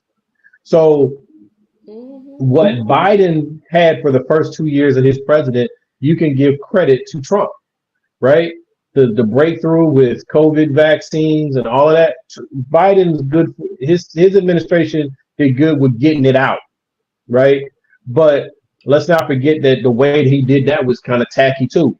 So, yeah, give him credit for that. But Trump is the one who gets credit for breaking the pandemic, because it for those 2 years that was Trump, right? But then you look 2 years into Biden's presidency, all the economic indicators are pointing straight up.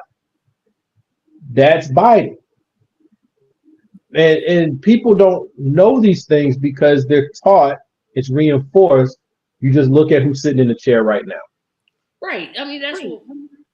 And he said, I have a question. How is Trump presidency negative for everyday people? I have a question for you, D, because that's twofold. Are you talking about his policies, or are you talking about the man himself? Policies, nothing. But every president always say that, because you measure the economy compared to a stock market, which the majority of Americans are not in. Like, if your stock market drops or falls and everything else, yeah, okay. I mean, sorry for you, but I'm not in the stock market. You're not in it to scale. Yeah. Now you talk about the person himself. He literally made it okay to tell every racist, bigoted, homophobic individuals on the face of the planet that it's okay for you to feel that way, and go into your violent tendencies to take care of that issue that you've always had. Yeah, with Trump, I say Trump's policies that were like you can't really come up with any policies that are really Yeah, he good never for really the had average any. worker I was being gracious with no, that. no, I'm not talking about that. I'm speaking 100% solo dolo, right? He didn't have, to my memory, any policies that actually targeted the actual person. Like even his supporters can't point at anything he did for them. It's all feelings. They feel like he did something, but they can't.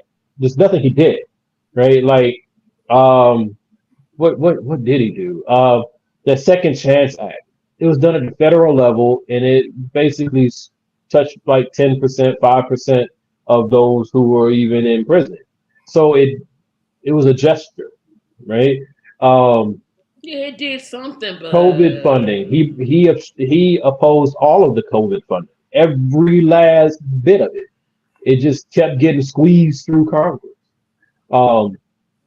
But did he sign? Remember when he signed the checks when the first checks went out and he signed his name with that little tacky. Yeah, he had to. They were delayed because he wanted to cancel them so that they had his signature on. What the hell? But branding. But yeah, I can't think of any policies that he actually put out for anyone. Like people forget it was Trump and his trade policy when he decided to redo NAFTA and all the games he was playing during that time that put so many farmers in bankruptcy. It pushed all of them into bankruptcy, tore up the supply chain. It's like these were his policies, but people forget that because we have no memory. We have no memory. And that's why I keep telling everybody when you keep Marlon, going why Democrats are not doing anything now? Why Democrats are not doing anything now? Why Democrats are not doing anything now? Why would they? You're not going to remember when it comes time for the election. Or you would justify it and go, yeah, I do remember. I'm just talking. I ain't even know. Yeah, I kept saying, Marlon, you're off camera. I figured your internet was unstable, so you just came off. I don't know. Or you're justified and go, yeah, but that was so long ago. What have they done since then? It's like if it didn't happen yesterday, did it really happen? But Marlon, oh, it is. Yeah, why would they do it? To some extent, though, voters, and I do too, we play the Janet Jackson game. What have you done for me lately? We're not concerned. But we blame the wrong people. But even if it was to say you've done something lately, you're still going to forget it when it comes time to actually do something. It's not you haven't done anything. It's the fact that you will forget it. Or again, you will put it in a time frame of going, yeah, but that was so long ago. So what's the big deal? So and this is how we reward them. You asking the Democrats to pretty much just like, I'm going to give you all my good faith and give you everything that I have. And then when it comes time for the election, yeah, Tracy, you will pull the, not you, but I do it. I'm telling you, I do it. What have you done for me lately? Well, hell, what else is there? Is this? But here's the other part of that, because this isn't to let the Democrats off the hook, right? Because this is like one of the points that I do agree with Tracy on is where are you every day, right? Yeah. Like you are for years. You are Congress. Like when's the last time Chuck Schumer was on TV, right? And when is it that we see Jim Clyburn? He only shows up when it's something election related. It's the only time his dusty behind finds his way to a microphone, right? So we got the Congressional Black Caucus. Where they at? More often than not, dead silent. We know they can find a microphone when they want one. They found but one they don't go. They found one at that little convention they held in Phoenix. Why can't they find one? So these are like fair points, right? I'm not, because I'm certainly not a Democratic shill here. These guys are terrible. I want both parties to be destroyed. But I'm saying there's only one that's a clear and present threat. One is inadequate and not up to the job. The other ones are literally trying to reform the nation in a way that only benefits a subgroup. So that's not an equal balance. right? So that's where I get so annoyed with some of the free thinkers, as they call themselves. It's not really free thinking. You just selectively outraged. But yeah, it's all bad. But yeah, the Democrats, where are you guys? Right? You got AOC. If she decided she want to be on TV, she'd be on TV. Maxine Waters, she want to be on TV, she'd be on TV. Was it Nancy Pelosi, Cory Booker? All these people can demand a Not microphone Cory on a Booker. moment. Because But he's the only black dude in Congress right now. He can do it if he no, wanted there's to. three. There are three black Who? senators: Raphael Warnock, Okay. Tim Scott, Cory Booker. Oh, and women Yeah, you're four. right. I'm sorry, four. Because the new senator from California that replaced Dianne Feinstein, she black. So I should at least know these people to be able to just automatically think of them. Warnock, ain't heard nothing from his goofy behind in Hey, so that's long. your So senator. it's like, That's your senator. I know that. Hey, I get it. And compared to a lot of other senators, that's all right. But what I'm saying is that is a fair criticism of these Democrats because all they want to do is sit back and get paid. They don't really get out there because one of the reasons the Democrats aren't passing anything and nothing's getting passed into law or at least getting out of the Senate where the Democrats do have a slim majority is because they can't get everything out of committee. Right. Or when they get it out of committee, and they send it to the House kills it. Well, then you should be loud as hell. You should be on like every news channel. See it. You should even be on what's that thing they have? Their little channel, C-SPAN. You should be everywhere complaining about we have this bill, we wrote it up, this is how many people voted for it, this is what it's supposed to do, and then they killed it. And that's all I literally ask of the Democrats. You have, stop acting like it's an election. lack of a better term, the easiest messaging platform available.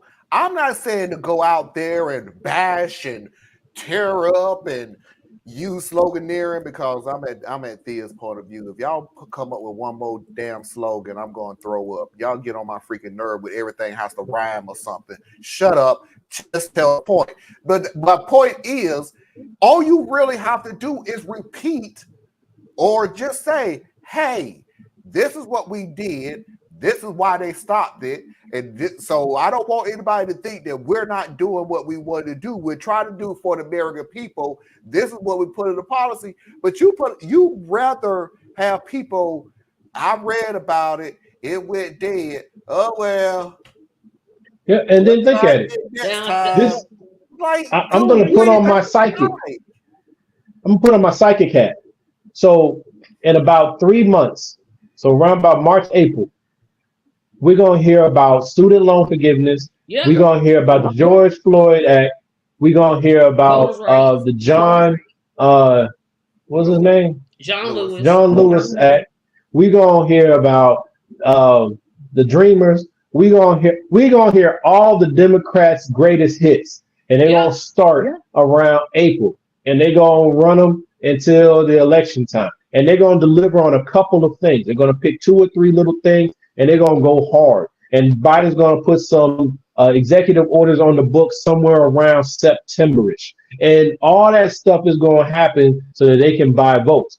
And what I'm saying is that's tacky and is messed up. But that is the game.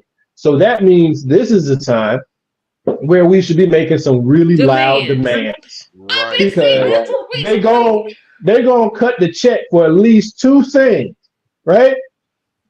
We need to figure out how we can get one of them.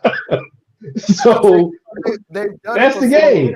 They've done it for so long that is a very good strategy.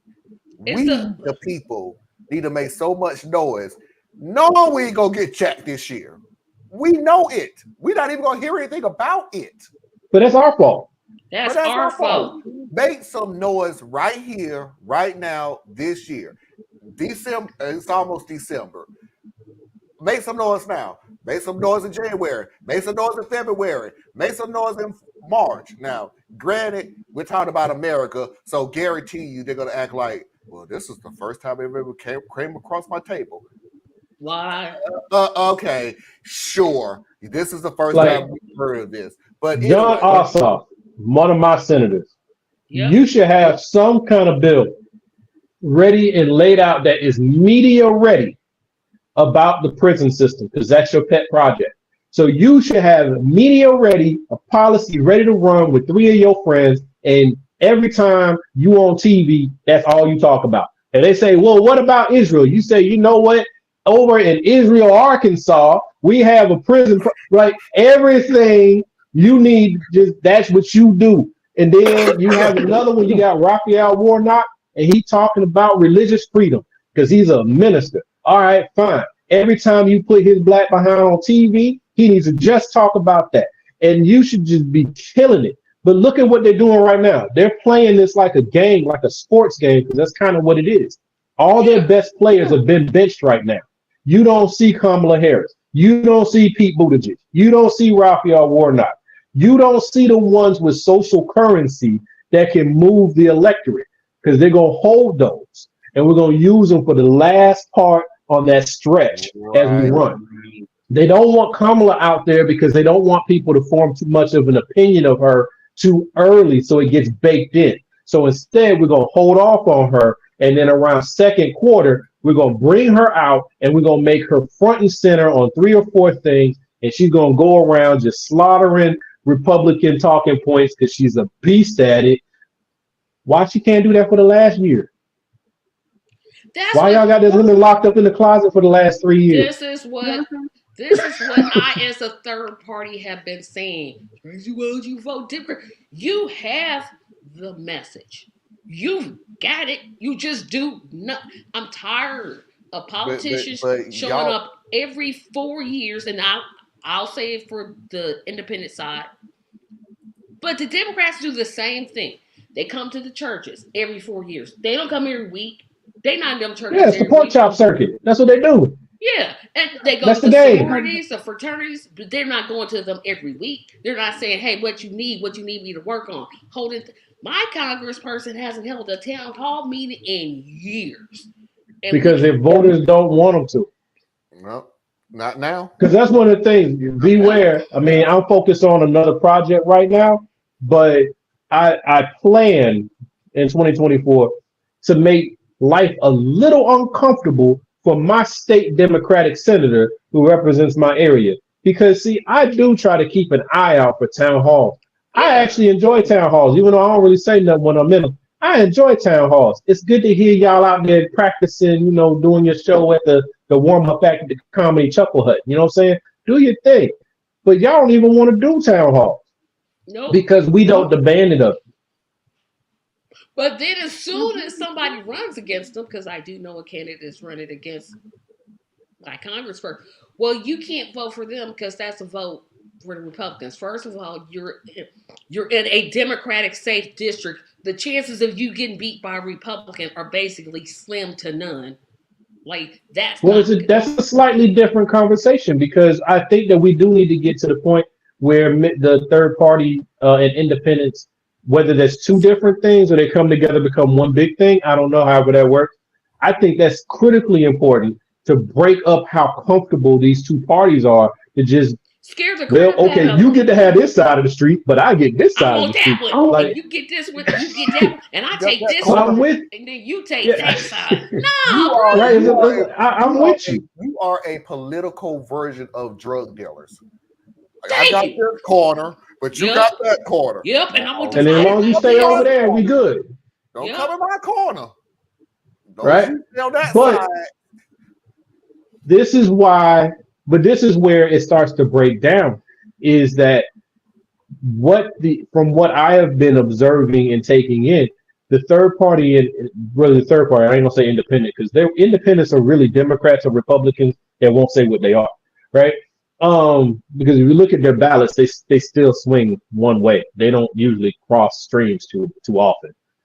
But third party, they actually have their own agenda and they're trying to move on. But the problem is, it's like they're suspending reality. Like, what's your governing structure? Let's say, imagine that you do get to be president. You got no allies. You got no party infrastructure. You got nothing. So now you think the Republicans and the Democrats are sorry now? Put somebody up there they can't even use. So it's like, where's the governing structure? How are you going to do this? The only way you can do it is like if you have that dude, I don't remember his name, but you'll know who it is when I describe it.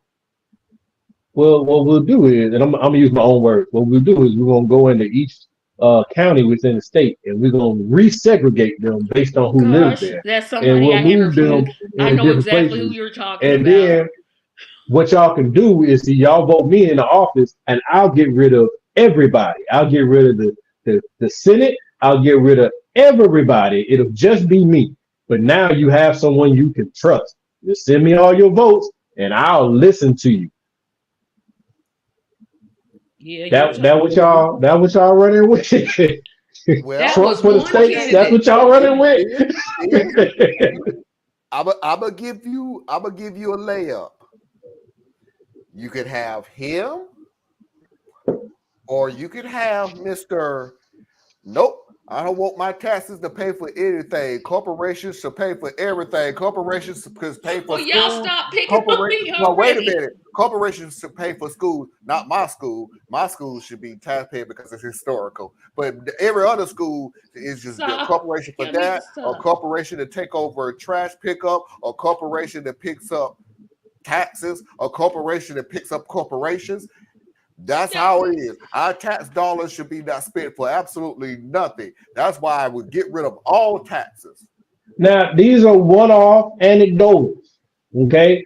But what I'm saying is these are some of the voices you get bubbling up out of the independent, out of this third-party wave. Then you got the, what you call them, people call it the no-label jokers. They are not serious. They are literally Republicans, but they are trying their best to market to the disaffected Democratic voter and the independent voter and the third-party voter, because they know if they can just pull that together, they can suck enough energy out of the race so that Trump wins by default. And that's their whole game. Anybody who tells you that they're going to try to run, that they're even considering running Joe Manchin for president, you know they're not serious. You know they're not serious. Well, why did he leave Senate then? Huh? He's not running for re-election. He's not running for re-election because he knows he's going to lose. No, yeah. He's going to run for president.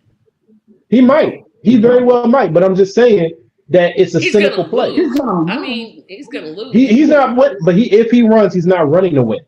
He's running to create a problem for Biden and the Democratic Party because he has an axe to grind, and to go back and become some kind of land baron in West Virginia because he doesn't care how poor his state is. First or second poorest state in the nation, but he's the richest man there. So who cares if I'm on top? He's not running next election because they have a Republican up there that is so freaking popular that he knows he's not going to win.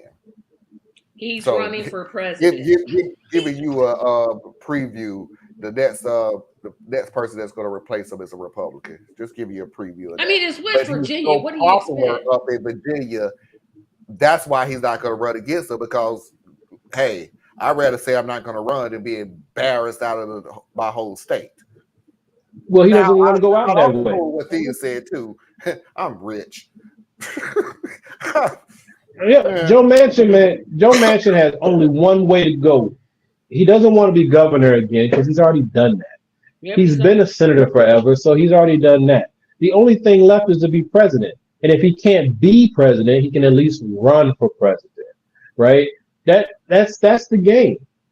Right? He doesn't care if he wins or loses as long as he can, kind of put his finger in the eye of the Democratic Party who never truly loved him.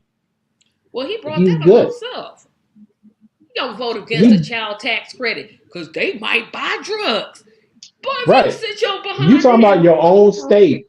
You saying my state is so full of drug addicts that I know if you give them this money, you're going to kill them.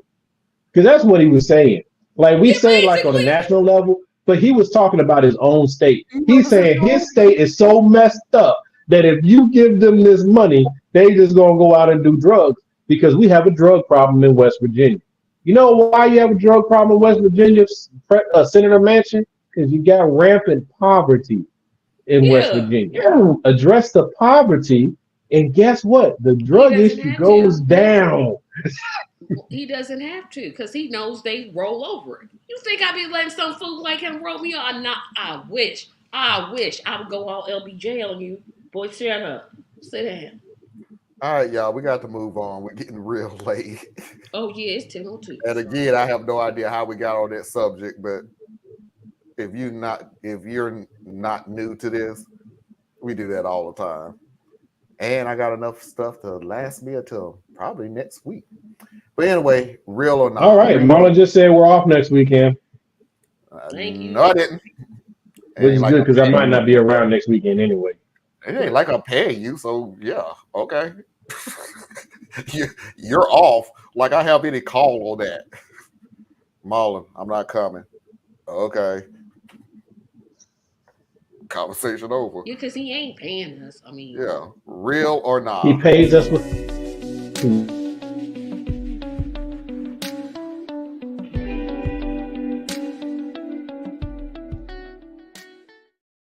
Pay you with what?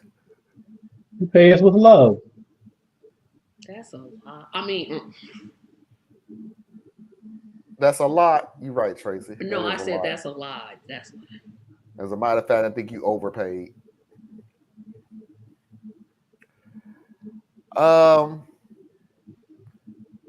Harping back on yesterday's show, we was talking about weddings. I don't know if this is real or not. I'll be totally honest with you. I don't know if this is real. I honestly think some people do parodies, just to do them on Reddit, knowing is you just gonna piss a lot of people off. Haha. Watch all these people lose their shit because of what they read and everything. So I honestly don't know if this is real. So we have a true to form, real or not. Here we go.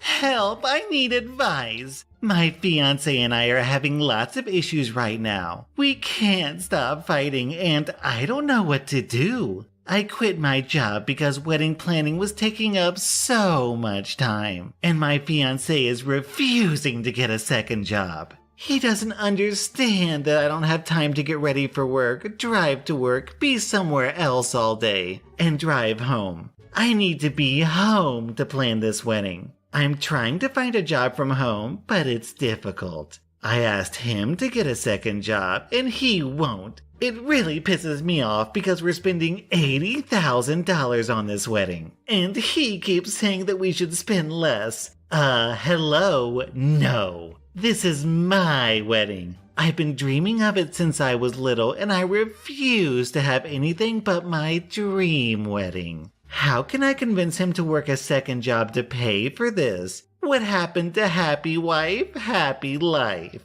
Down in the comments, Kitty9020 says it best. This isn't just a red flag. This is a strobe light with a few foghorns attached to it. Yeah, dude, don't marry her. Everyone. Don't you marry her? Oh my gosh. Yeah, don't marry her. That's just that simple. And then, is it real or not? Yeah, I say it could be real because we've heard enough of these stories that it's something people think like. Yeah, you showing a couple videos like this or little things like this, but people have unrealistic expectations. In fact, we just did one yesterday. So yeah, I can say that it's probably a real one, and I say don't marry her. And people are really this whole marriage game, marriage and babies and death, man. Boy, it's all them overpriced. I just can't wrap my head around the idea that $80,000. I'm sorry, maybe I'm old fashioned. I can't see myself spending $80,000 on a wedding. Period. I can't think of what I want at my wedding that would take the. Oh shoot! I can think of the chocolate fountain. I could spend $80,000. You talking the limousine? Little nasty ass kid can put his little hands in the chocolate fountain, and you won't beat it? No. It's I so don't even do easy it to spend to you. $80,000. You get a horse carriage, you get a limousine, What the hell do I look photographer, like? makeup artist, dress. Yes, you Oh, can. you can get the 80 easy. What the hell do I look See, like? Have you smelled them horses from behind? No, I'm I'm just good. saying, some I'm people good. want horses. I'm good. They want carriages. I'm with Tracy. Weddings are way overpriced because it's They're an emotional overpriced. expenditure, so everything is inflated. And I mean, like my wedding, go back 20 years now, but that ran us like 10 grand, right? And that's a broke folks wedding I did mine for for 10 grand. You So did yours for 1,000. Yep. okay, well that's different. You went? Did you go to the courthouse? No, we did it at my mom's church. We did it in. They must have gave y'all that space for free. No, I mean I think we got a lot of shit free to do for $1,000. I'm like 1,000. But where did Foxy get her dress from? What are you not counting? Yeah, are you counting her dress? Okay, here's the funny thing about it. I'll tell you exactly what we probably cut out. The dress was probably not that much. She still has it because Where did she it's buy not from? the fact that it was a beautiful, elaborate dress and everything else. It's the sentimental thing that this is the dress that you got married in. We did at the church. The reception was at the church hall that was right beside the church. The most we probably spent was the photographer. Got the suits, got the dresses and everything else. What kind of flowers do you want? Whatever is the cheapest, because hell, ain't nobody gonna keep these damn things and nobody cares. Tracy Marlon is giving you man math. He ain't giving you real math. That It ain't can't be. $1,000. Where did she get her? If she did, so what he just said is already $1,000. Yeah, everything you just literally said. That was it. Nah, bro. Because what did you feed your guests? What about Crackers and food? cheese? We cooked our own food. We cooked our own food. You cooked Yeah, that's fine. But if I went grocery shopping for 4th of July, I'm gonna spend $400. So I'm trying to figure out. Even if I was to say our whole wedding was $2,000, it still wasn't 10. Oh, I agree. We spent too much. 10 is more reasonable. 1,000? 10 is ridiculous too. The dress I would love to, man. I was saying back then, I said we should elope. We could take $3,000 and have an amazing vacation and come back and the family could throw us a party and everything move on and let's just go. $3 grand, no debt. You know what I'm saying? Come on. But people want their day. They want their experience. Yes, we want our day. And you're going to pay for that. You're going to spend $1,000. No, we're going to have problems. I would say, if I was planning a wedding, I would say at least $20,000 would make sense. In today's money, that's probably right. Yeah, $20,000. Because I would want a limousine because I'm not going to drive my own car. That's stupid. Then I'm going to have to have somebody do my makeup. No, I'm talking about me. Drive you where? From my house to the courthouse, because I wouldn't get married in a church because I don't believe in church weddings. I don't believe weddings should take place. Will you elaborate that one? Yeah, you got me on that one, Tracy. I thought that's where they happen. You're making a vow before God or whatever. Hold on, Tracy. Tracy, don't say nothing. Hold on just 1 second, please. Nobody says absolutely that. Please hold on. Please.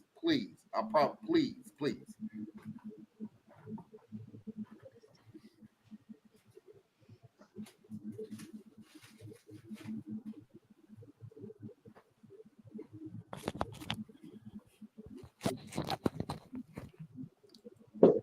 I need a fresh cigar for this story because this. Great. Story looked at you as the I don't believe in church weddings. I never have. I don't like them. They're wasted time. They're wasted space. Why are you? No, I just don't. There's no story behind it. I just don't believe in church weddings. Okay, so I'm gonna quibble over words. Bear with me. I'm gonna quibble over words. Is it that you don't believe that they should happen, or you just don't feel that it's something you need? I don't feel like I feel like the sanctuary is for a few things: worship, praise, and instruction. Church wedding ain't got nothing to do with the three. I'm talking about the wedding is praise because you're actually going before God, thanking Him for this union, blessed under His will, and yada yada yada yada yada. It's literally a religious ceremony. Yes. To me, I'm talking about my opinion. I don't know. Do you believe that marriage is between a man and a woman, or should be?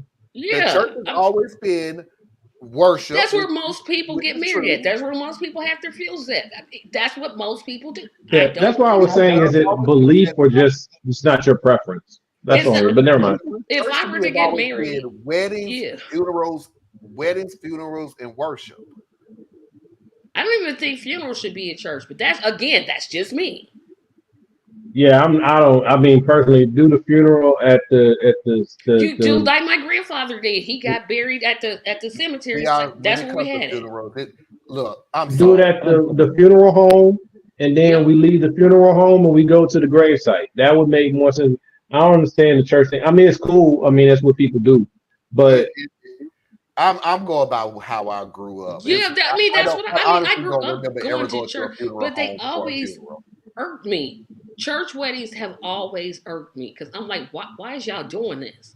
Me, not everybody. Everybody ain't me, and I ain't everybody. No, fully. I agree. I was just, like I said, I was quibbling on words because you said believe, and I was like, but it seems like that would fall underneath the canon of Christianity. Because it's such a big deal, you know. But it's because the church is literally it's just a building. I'm the church. That's just a building I happen to go to. But that just contradicts what you just said, though. It's not about. Let me push back on Tracy for one thing. But I feel you, Tracy. Not a belief, a tradition. Because if we look at tradition is that you do get married in a church. It's a rarity that you get married in a courthouse and blah blah blah. And it'd be a whole lot cheaper. Tradition is you get married in a church. However, now I'm going to support Tracy. The tradition always says that unless you're a virgin, you wear white too. And I always thought that was the stupidest freaking thing I've ever heard. Yeah, I'm like, who does? I mean, I know women have been married 6 and literally 3 times don't wear white. Girl, why is you wearing white? Why is you wearing? What is you wearing it for? Why? Because people will talk about her. She showed up in pink. No, my cousin, she wore red. She wore a red wedding dress. But no, I don't. I mean, personally, it's whatever. Like, it's whatever you think. I think if you really ran the numbers, more people get married at church or at home. They get married at home than they do it at a church. Because it's cheaper. You already own the property. All you gotta do is throw some decoration. But listen, here's why I think because black folks traditionally gotten married at the house because in large scale, just because we couldn't afford some of the other things. Or if we got married at a church, it was very toned down because that was where we could go, in an affordable way. If I'm getting married, I gotta have the limo, I gotta have my makeup artist, I gotta have the dress. Dress gonna be custom made because it gotta be made for my shape, my figure, my form. Then I gotta have the facility. Could be a courthouse, don't matter because I would probably show up. I'll probably get married at an amusement park just to be totally different because that's just how I am. What if your husband want to get married at a church? That's his problem, not mine. Tracy. See, there you go. There you go. Right there. Tracy. This is her wedding. He's a character in the play. He needs to just put on his clothes and come on. I know what I'm finna say is gonna start an argument. I know beyond a shadow of a doubt what I'm finna say. Don't start the argument. Don't say it. But I have to because no, you don't. I do. Yes, I do because it's gonna irk my soul if I don't. What's wrong with getting married at an amusement park? No, I ain't saying nothing. Wrong with it. Busch Gardens and Disneyland, Disney World does it all the time. What I want to push back on you so much is 2024. Please stop saying I don't care what he says. This is the person you're marrying. I can say whatever I want. I know, but you have said that on every decision. That's what she feels. Make, but you're married. And the man that she chooses is going to be okay with being walked over. Nothing. I did not say what I want. This is me. This is what I want. What does he want? It don't the matter. Man that she chooses is going to be okay with being walked over and told what to do. and that's just gonna be good for her, and it's gonna be good for him. And there's guys out there who are good with that. That I can't say is wrong. Whatever makes a couple click. That's not clicking. That again. It is if that's how he if that's how he if rolls. he wants to get married in the church, that's the one place I probably would not get married in. That and a mausoleum, I wouldn't get married there either. What's a mausoleum? Ain't that a funeral? That's above ground cemetery. That's above ground Oh, cemetery. good. No. That's what I said. A church, a mausoleum, somebody's house. No, I'd probably get married at somebody's house. That I would do. That would be okay. Get you a nice log cabin. And but fall yeah, and the back to colors why are this changing. wedding's gonna cost more. It's the reception, because that's where the money's spent, right? You want to spend your money where the good food. I don't want no bologna sandwiches at my reception. No bologna sandwiches, right? Because I don't want the bridesmaids. They gotta have on yellow, because yellow and pink are What my is up with you and bologna? Because people tell you, I've been to weddings where they've served bologna sandwiches. I'm like, I don't believe this. Y'all don't need to get married if that's what y'all doing. Don't even bring or don't have no reception. Don't put no food out there. No. Because I'm one of the people who say, look, y'all came to see me get married. Y'all ain't come here for a free meal. Because if you want to do that, y'all can go home and get something to eat. But this is why. I don't like weddings. Okay, I'll go to a funeral before I go to a wedding. I can't stand weddings. First thing is it's a 2-act affair, right? We go to the church, that's 45 minutes, and this whole thing is over. It's over in like 45 minutes, real quick, easy. No. If it would stop there, I'd be okay, but it never stops there. You gotta take now I gotta go to a 3-hour reception. No, you don't forgot the first part. Really. You don't forgot the first part. Somebody got to sing "Ribbon in the Sky." Okay, we in the church, we gonna just sing secular songs like that. Okay, let's just forget this is church. Hey, let's just sing anything. Just twerk down the aisle if you want to. Hey, let's just forget. Okay, we done. That was such a leap. You went from Stevie Wonder to twerking. We went from Stevie Wonder to what was the name? Megan Thee Stallion. I literally could tell you this. I'm okay with twerking. Secular songs in church. I ain't okay with it. No, do not sing in this. But then again, here and now is a secular song. Yep, it sure is. Everybody sings that. So yeah. And don't sing Me and Mrs. Jones, because that song's about adultery. Why would that be at a wedding? I have been to 3 weddings where that has been the song. I'm sitting like, Mrs. Jones. Hey, you know what that is? Yo, hey, this is why that song fits. He's marrying the side chick. Yep, that's pretty much it. She got promoted. Tracy. I sure do have rules. I sure do. Now, what? Tell you, the dude that she chooses, man, and chooses her in return, he is going to be a special kind of cat. Yep. He ain't going to wear, the proverbial pants. He's going to be whatever Tracy says. What the hell he better do? He ain't got no personality. He ain't got no thoughts of his own. He ain't got no dreams. He ain't got no ambition. He better just say, baby, what we doing today? That is not right. That is not a true statement. I have a straight feeling he's going to come to us and go, well, what should I do? And he ain't going to come to us. Do what you think is right. The Tracy's going to be like, you're not allowed to talk to them. They trouble. No, because y'all be to scared them off. Now, Tracy, see her problem is. We don't scare them off. You can't be scared of all this awesomeness. All of this. You can't be. Tracy, you could be awesome. Oh, he'll love you to death. It's just he gonna know he better not say nothing. Yep. That is so nice. Baby, I'm allergic to strawberries. Well, I like strawberries. Well, I guess strawberries okay. If I knew somebody was allergic to strawberries, I'm not gonna eat them in front of them. Now I'll wait till they gone, but I'm not gonna eat them right there in front of them. And then immediately kiss them. No, I would not. Y'all making it sound like I'm Mrs. Olsen or some bossy chick. I'm not bossy. And they better love you. Just said I don't care what he thinks, and you said it on multiple topics. Everybody stop. Parker, thank you for saying this. Guess what my wife and them, because I don't know who them is. I guess it's the sisters of them. Guess what they doing on Christmas Day? Opening presents? Nope. cooking They dinner. go to the movies to watch The Color Purple. A movie? Color Purple.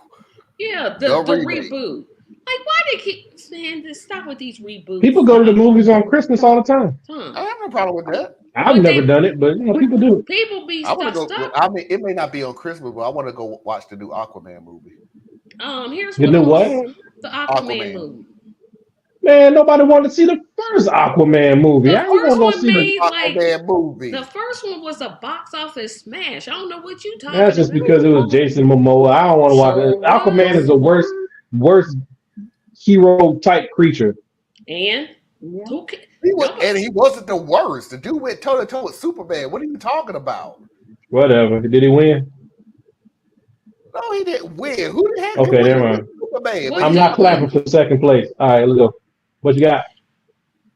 Anyway, that what they saying about me is not true. I am not a bossy person. I'm assertive, but I am not bossy. But I didn't him say you were wanting- bossy. I just said that he ain't gonna be able to have no thoughts or opinions of his own. He can have thoughts of opinions of his own. He better keep them to himself, though. He can express his opinions just like I can express mine. I don't want to get married in a church. I don't. Because I don't. And that's good. I agree with you. And the guy that you ultimately marry, then he won't either because he'll know better. See, why they doing this? When a woman is strong and assertive, she's bossy. But let it be a man. Oh, he wears the pants. And he does whatever. No. When a person is strong and assertive, they are strong and assertive. But when they insist that the other person toe the line and follow their decisions, they're bossy. I only said that of one thing. I said being married in a church. That's the only thing that I put my proverbial foot down. Wait a minute, Tracy. Out of the 3 years we've been on here, that's the only one thing that you've ever That's said. the only thing I can think of. What about your dating rules? You had some dating rules. What was one of my dating rules? Let's see. What was it? Yeah, y'all can't even think of them. I know one of them was about he can't even talk to you if he's not a Christian. No, So, like, I you didn't say ain't- that. I said ideally. He can't talk to you if he's not a 49ers fan. Now that I'm not gonna budge on that. I ain't budging. Oh my! I ain't budging. No. But what if he's a Steelers fan, but he has a really good He better find personality? him a Steeler woman, cause I ain't the one.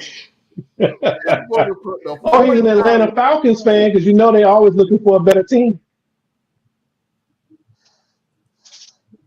Just like a sport. Mafia And Parker, yes, they have to love musicals because I won't. Nah. No, you don't love musicals. There we go. No, I'm moving on. No, Mafia video of the week.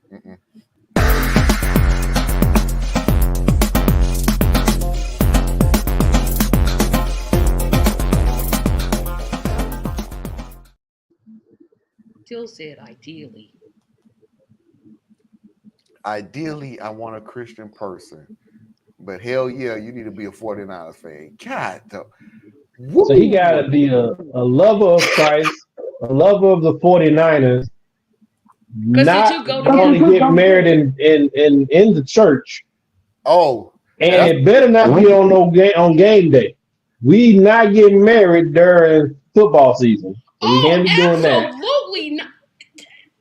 No. And you got to love the Red House. Where black people and white people. That's what we get. That's where y'all getting y'all first set of furniture right there. Yes. No, why would you get married there?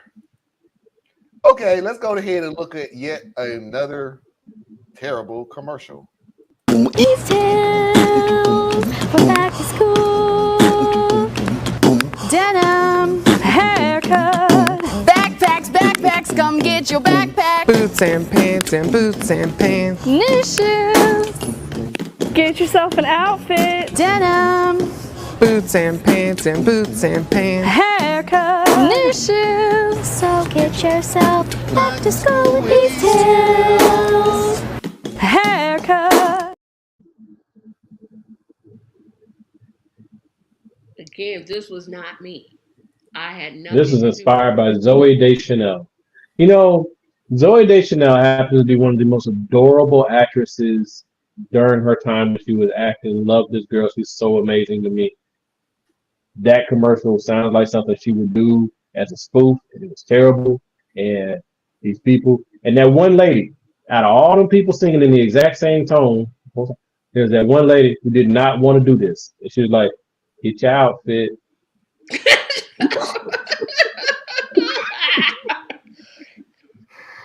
I'm not going to no. talk about the first person because that's a child, and to say a child has no talent is a mean thing to say. So I won't discuss her. But them After you other, said it, okay. them other ones, Boots y'all and didn't have to do this. boots and pants and boots and Said that pants. was the producer's girlfriend. He showed her way too much. Haircut. No, she's Haircut. the producer of the commercial. She owns the store. No, she owns the store. And she thought, put my Make hair. sure you get your hair cut. By the way, we do haircuts. Did you get your hair cut? Haircuts. Boots and pants. See, now y'all gonna have me sitting here and think about this going to bed. I can't sleep because I'm thinking boots and pants, pants and boots, boots and pants. I'll forget it as soon as I come Hey, home. Marlon, there you go. We got blue jeans and high heels, and we got boots and pants. Yes. The spinoff. The spinoff. Foxy's videos of the week.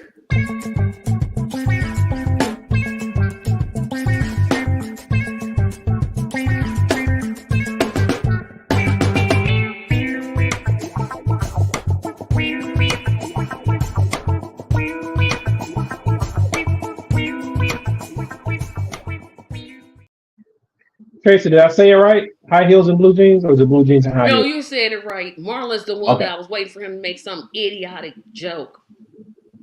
Because he always does. Bell bottoms and stockings. There he goes.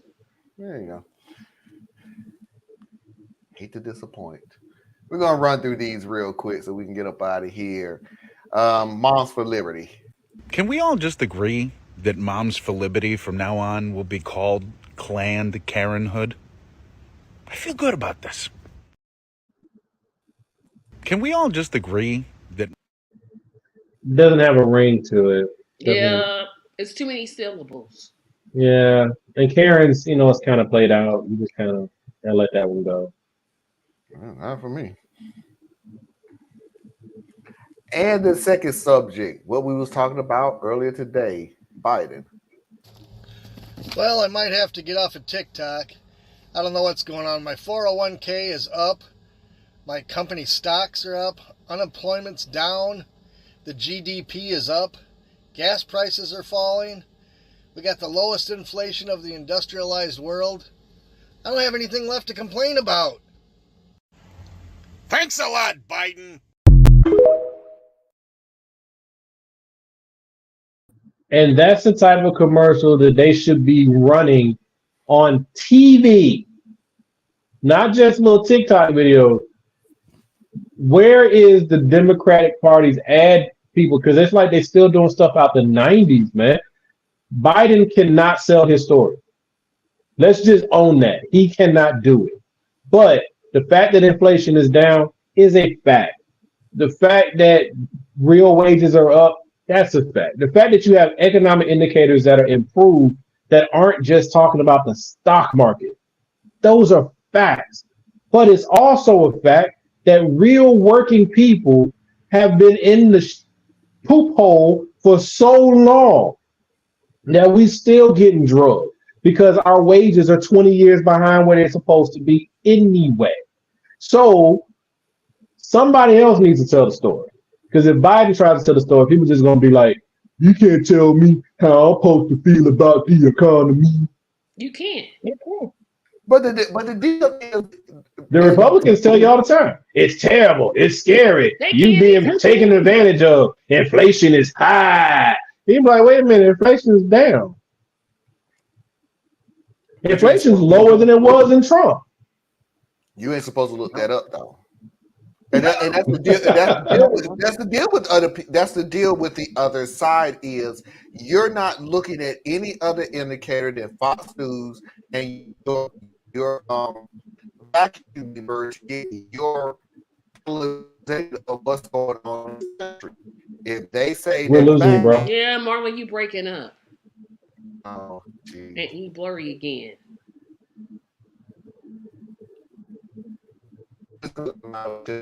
Videos then. Yeah, we can't hear nothing you're saying, bro. Yep, you just might still say at people's houses. But that's why I'm saying take it and blow it. Yep. Hit reset. Wow. But y'all know what I think of the Democratic Party and the Republican Party, for that matter. So I do, but I just think that most of the things that you say are emotional responses that aren't backed up by actual data or context. 61% of Americans are living and it's paycheck real. to paycheck. That's real. But is that Biden? That's America. That's America. That's why I said the party. I didn't say just Biden. He's the head of the party. I understand, but the Biden. Democratic Party is one part of this entire thing. Like, there's corporate America that operates outside of the Democratic and the Republican Party. The corporate America, they operate outside of it. They give money to both sides at all times to get both sides to do what they want them to do. Exactly. They are outside of politics. That's why I say get rid of both. Huh? That's why I'm gonna always say get rid of both. And replace it with what? Third parties. Okay, but who's gonna be in state legislators? Who's gonna be in Congress and like the same thing? Like, third parties.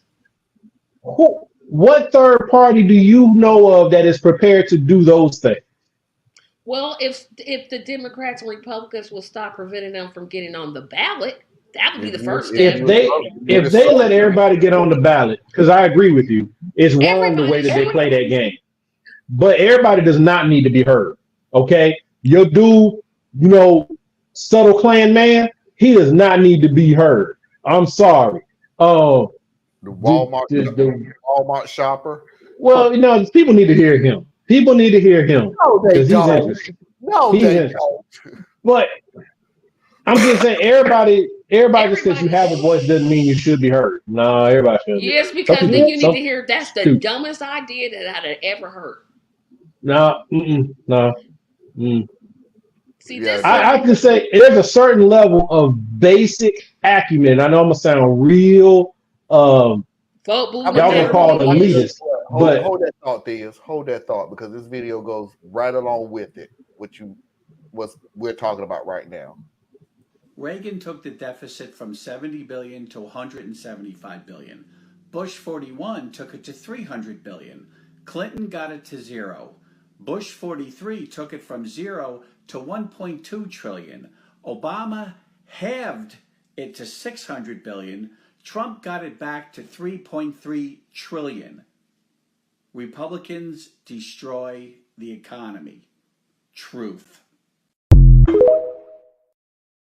I just think that if you're going to want to be in a particular office, I don't agree with this just because you can go do. No. There's a certain level of aptitude and just ability that should be required, right? We shouldn't just let anybody do anything just because they want to, and then just say, well, we'll just have to vote for it. Well, we know our voting system is screwed up, so we can't just say we'll just let them vote for it, right? Because as soon as we say that, well, what about gerrymandering? And what about voter disenfranchisement? And blah, blah, blah, blah, blah. So if we know those things exist, we also know that it's broken. And that's how we end up with the current weirdness that's happening in the Republican Party in the House of Representatives. We don't even have pass it on through. We don't even have to go that far. We literally talked about it on this show earlier. Stop saying that all we got to do is vote on it.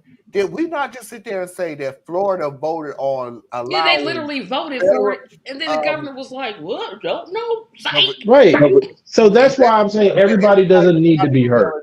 Vote. They voted. They agreed on it. Ohio. A majority said yes, we want abortion. Let's go Let's do to it the again. court.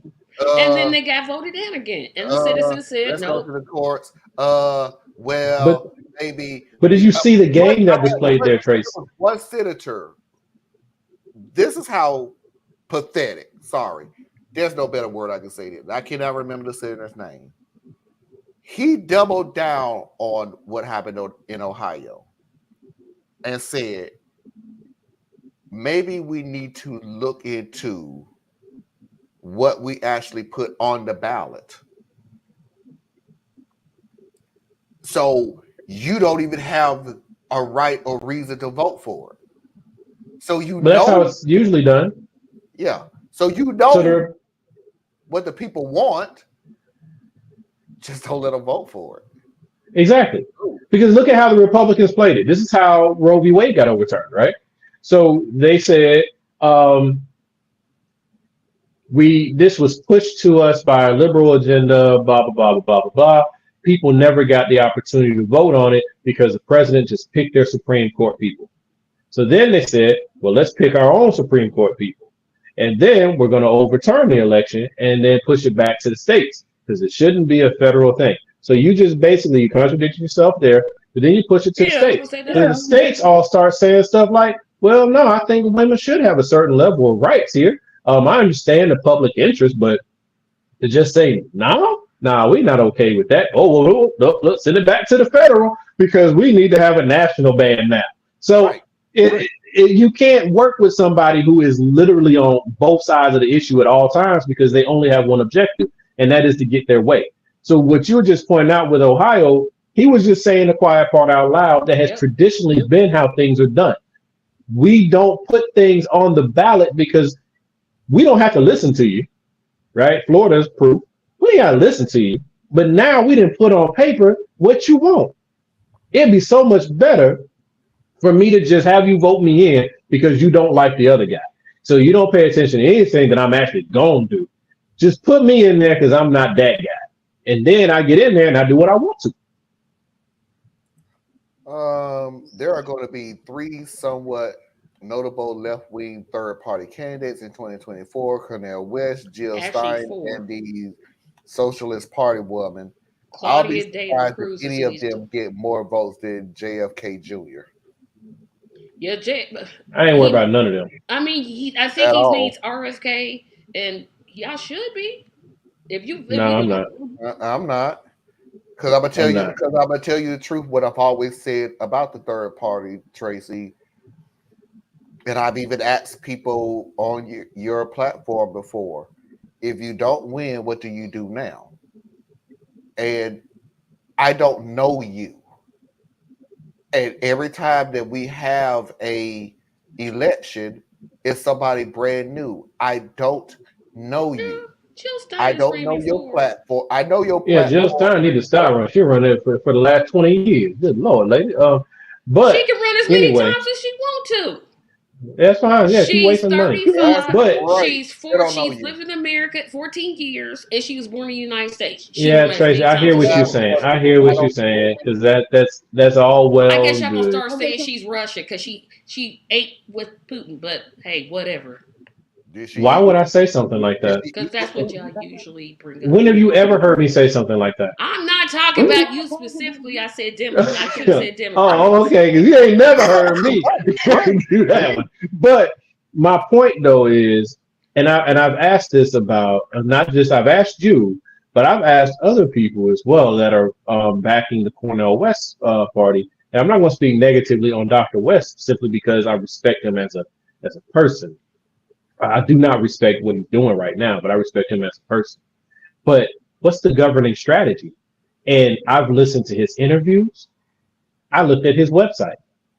He has no governing strategy. There is no way that he can run this country.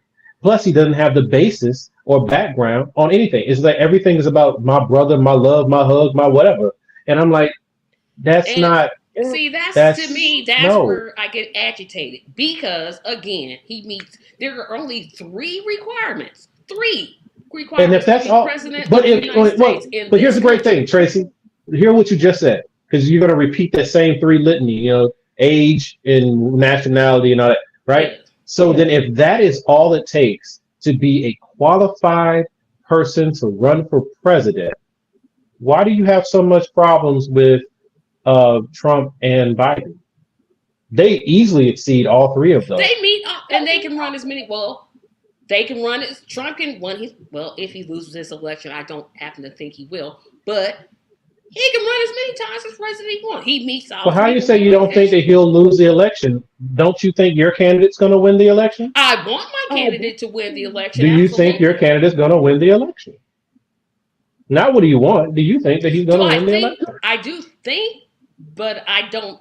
Here's what I'll say. I do strongly believe that Cornel West has a legitimate shot at the presidency. That's not what I asked. But winning?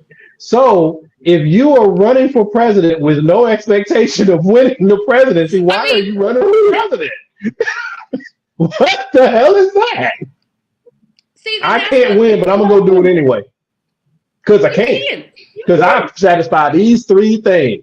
I put my name on a piece of paper and some people gave me some money and I'm going to go do this. They don't say exactly what the Democratic Party thinks they should say. They have no chance. And I as a third party voter. That's not what I asked you, and you don't think he has a chance. So, well, you think he has a chance. But I said, will he win? I said, will he win? Who will win? I want him to win. I absolutely want him to win.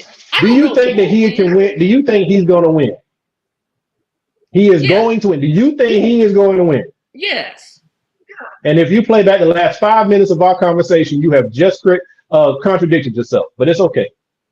This is what happens when I talk to people about Cornel West. This is what happens because he's a good person. But he shouldn't be running for president. This is not the time. When is the time? See, that's the argument. I don't know. For him, 20 years ago. For him, 20 years ago. Here's what I'm going to say about the now is not the time argument, because that's the one that irritates me. It's never the time for the two-party system. There's always some threat, with these circumstances. If it's not now, when is it? 20 years ago. 20 years ago. 2008. 2008 would have been a great time for Cornel West. 2014 would have been a great time for Cornel West. Look, you're not gonna vote for him, and I am. I say we leave it. That's fine, but you just said that this is the argument that you don't like, and I'm like, well, let's have that discussion then. I'm telling you, said when is the right time, and that was the time. You run when we say you run. You stay in your place. You know your role. You keep your mouth shut. See, now you gaslight. You gaslight. You doing this weird thing. You doing this little weird thing. It's not legit. What Parker was saying. Those are technical requirements. They are technical, but there's not practical requirements. So what are the other requirements? You're not gonna be able to nail her down. This is like nailing Jello, man. Look, you want to support him because of your frustration with the two-party system, which I share with you, because I think the two-party system is entirely corrupt. I really do. The question is the solution and the timing and the method. And that's where we strongly disagree, but you won't even back up your position. You just go off of some tangent. I will say, if you vote, and I'll even put RFK in there. No, I won't. I won't put him in there. You can vote for, but he's running. He's running.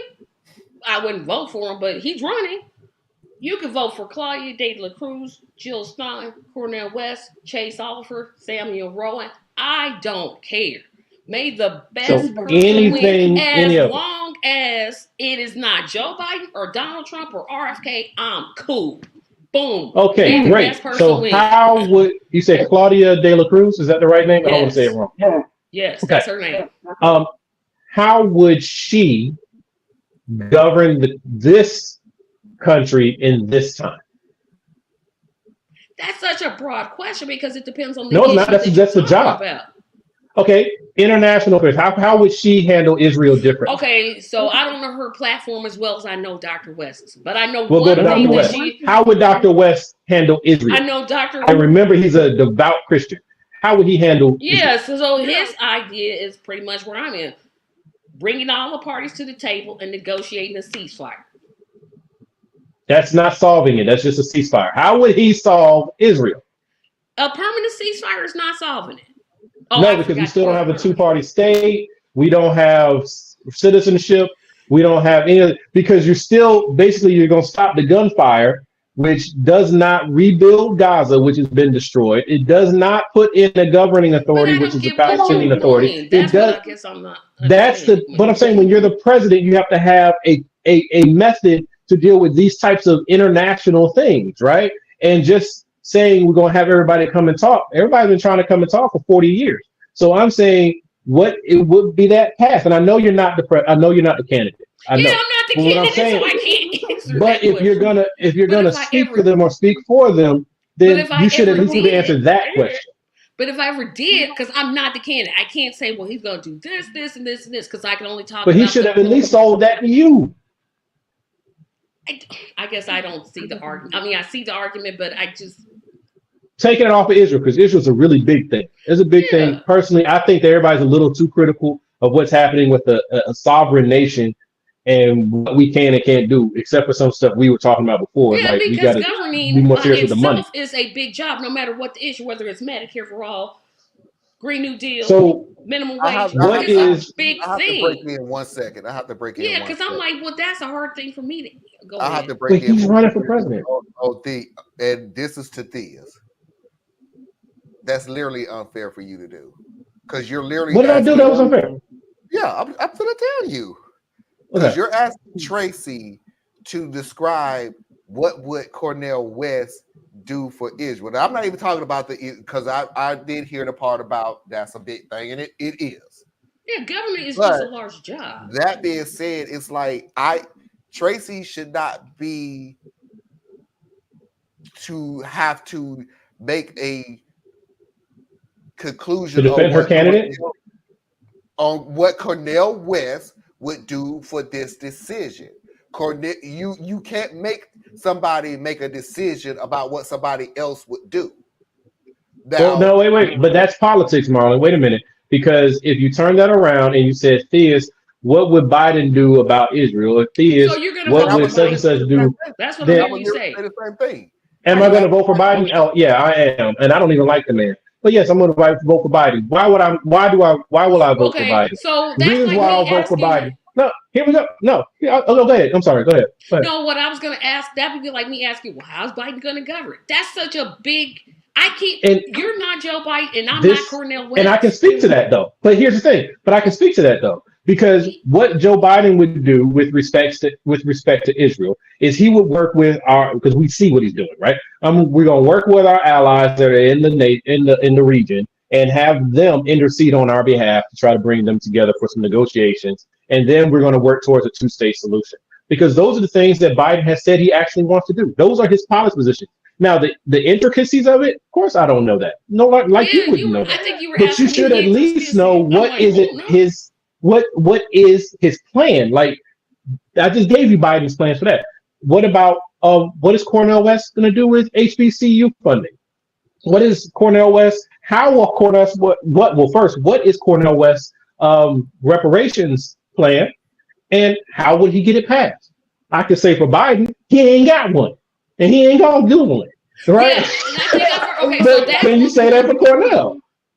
I think when he's talking again, when all these candidates, whether they're Democrat, Green, Libertarian, they always speak in general because the details. I don't want to sit there and look. Now you go. What we gonna do is this. I'm just. But you want that though, don't you? No, like if you're gonna back a candidate, no, somebody's gonna get your vote. You're telling me that you will give somebody their vote sight unseen, just blind faith. But the deal because he's not the other two guys. Let's treat this as a job interview, and that's what we're missing with it. That's why I was pushing back on you, Theo. What would they do if this situation and everything else? And the first thing that we got to look at, and now I'm finna jump on Tracy, not jump on, but you know what I mean, is get on Tracy. Is do you have the experience? Do you have the knowledge to even deal with certain situations? And how did he do? I mean, like he's not the standard. There's no experience requirement. Cornel, but there's no experience requirement for the job. But what about for the voter? What do you require of your candidate? And if you don't require anything of your candidate, then why are you voting for them? He doesn't have international experience. No, He doesn't have domestic. He says the things that we would want to do, but you don't have the nuances in the international experience to do them. That's why I have. Well, no, I'm not even saying that. We literally. That's why I didn't.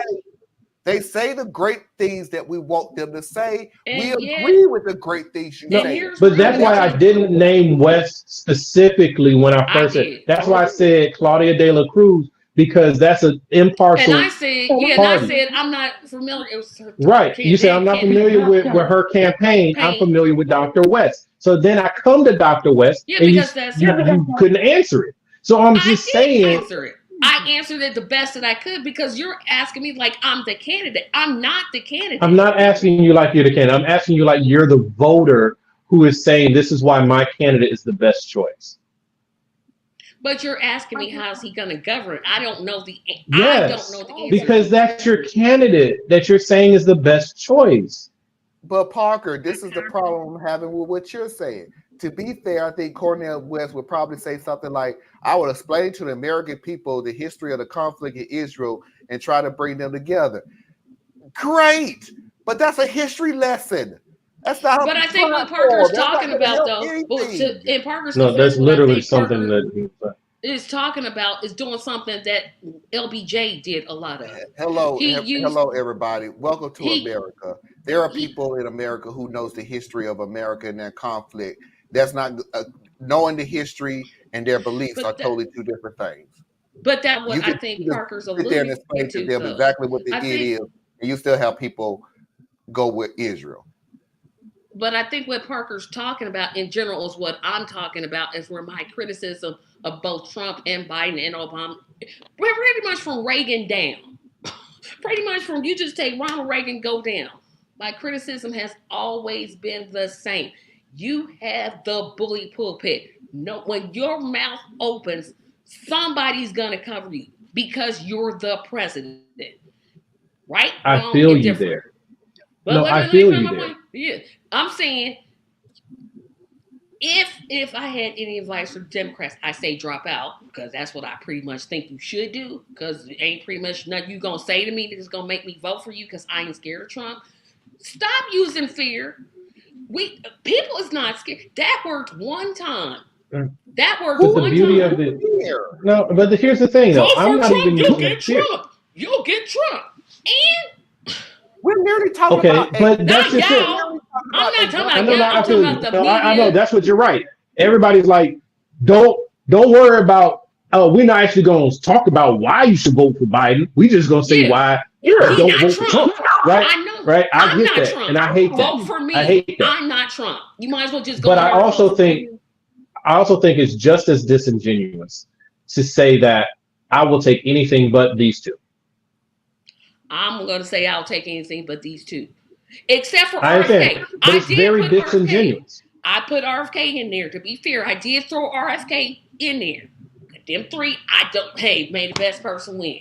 Well, RFK is a special kind of cat, but I'm just saying it's your own, and people who are making that particular play or thing. You're saying that my candidate doesn't have to be worth anything. My candidate just can't be one of them two. But all I'm saying what is kind of endorsement is that for your candidate? If you want to ride the Claudia De La Cruz train, ride it. If she wins, I ain't gonna be crying. I ain't gonna cry no way. I ain't gonna be sad. I might be miffed if Trump or Biden wins. I'm pretty sure I'm gonna be upset about it. But if which is interesting, and that's what I'm trying to draw out or have an actual discussion, because I don't want to do like we used to do in the past where we get heated or anything. I'm just trying to have a real discussion because we're heading into an election season, and like when you're looking at a candidate, I looked at Dr. West's interesting. Killers. That's what I looked at, and I was like, do I agree with this? Yes. Do I agree with this? Yes. Do I agree with this? Yes. And that's great, but I'm saying, how will he deliver? And you're saying I can't answer that because I'm not the candidate. And I'm saying that is that's not even taking your candidate serious. That is okay. How would Trump deliver? Well, Trump doesn't have I don't even think Biden has a platform. I can tell you how Trump would deliver on all the things that he's saying he wants to do because he's explained how he would do it. He's never done anything. He's never Yep, done he hasn't done anything what? that he said. He has never done anything he said he's going to do. He didn't build a Yes, he wall. has. Hillary Yes, he still has. is not in jail. No, Biden finished it. Biden finished the wall. No. Well, see, Biden did not finish the wall. But He finished the wall. Look it up. is there a wall all the way across Texas and Arizona? Okay. First of all, Trump did not build a wall or finish. Trump put up a picket fence with one sling of barbed wire across the top. No, he did more than that. He did a little bit more than Not that. do jack squat. Biden did Trump not put up a section of wall. He did. Biden did not finish the wall because he literally said it was a waste of money and I'm not going to finish this. But then he came back and said, well, the money's been allocated, so we got to finish it. Did he not say that? No. This is what he was saying. No, I'll tell you this is what he was saying. The wall that has already, because there was an expansive wall that was built, not just a couple expanses of wall, right? That were already built. And most of that wall was stuff that was already a wall, and Trump just made it a bigger wall. It's whatever. But that money is already allocated to those departments. Yeah. And we own that infrastructure. So it has to be maintained and repaired. But he hasn't gone and built the wall, the whole wall, like you just said. He didn't build that wall. Right? That's just not a true statement.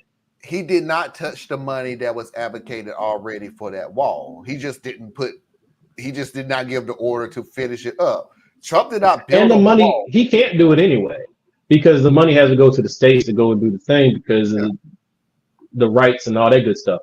Unless you go and do, what is that term? Where they like, it's my land, I'm taking it from you. That thing that the government can do to you. Oh. But no, I'm just saying it's just not a true statement.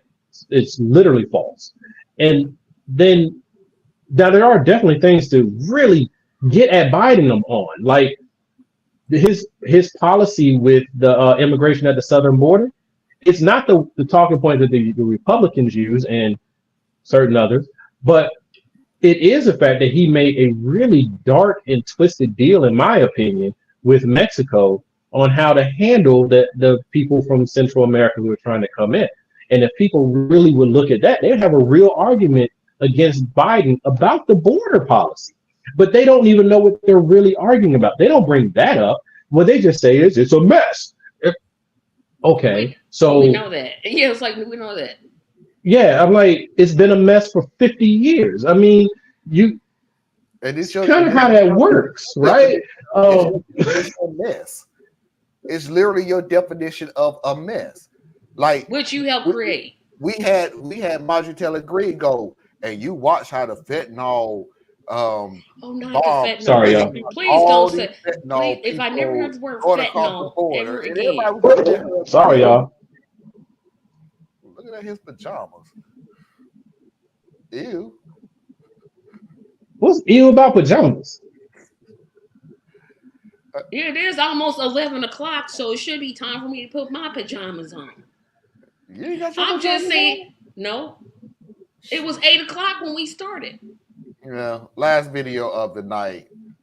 Learn how to take a joke.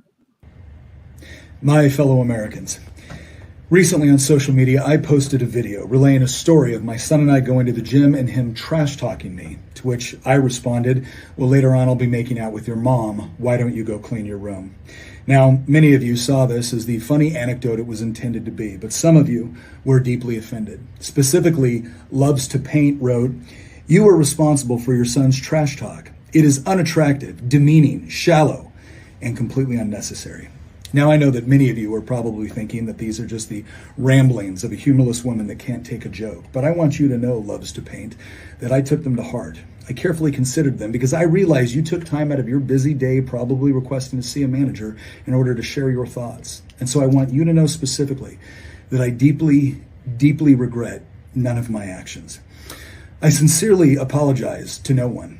And with the benefit of hindsight, would I do it all again? Absolutely. So just remember that in the future, if you do see something on social media you don't like, you can simply swipe it away.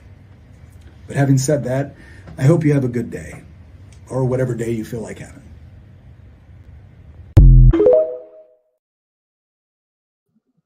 Nah. What? So qualifying it, yes. something on social media you don't like, you can move past it. But I do not agree with this growing sentiment that just ignore it and move on. There are some things that if you really don't agree with it, and it's in the social square, it's in the public square, just like they had the right to say it, you got a right to say something about it. That's why they put it in public. So no, I think it's a complete cop-out from a creator standpoint to say, well, just go look somewhere else. You chose to be in the public square. So if I have something to say about something you put out publicly, then that's what I'm going to do. If you don't want that to happen, shut the hell up and you get off the public square. But if you're not going to do that, then here we go. To me, it's the epitome of cowardice to say some shit like that. Now, the other part, as far as him, he had a joke, it landed flat or to this person or whatever. Okay, cool, whatever. You didn't like my humor. All right, that's cool. And you said so. All right, cool. I ain't got to care what you say. But to say just go swipe up or scroll down. No, you said some shit that I got an opinion on. Well, okay, that's cool. But he didn't want the opinion. That's contradictory. How? Because you said if you have something to say about something that I did in an open platform, you have the right to say it. Well, okay, now the ball is in my court.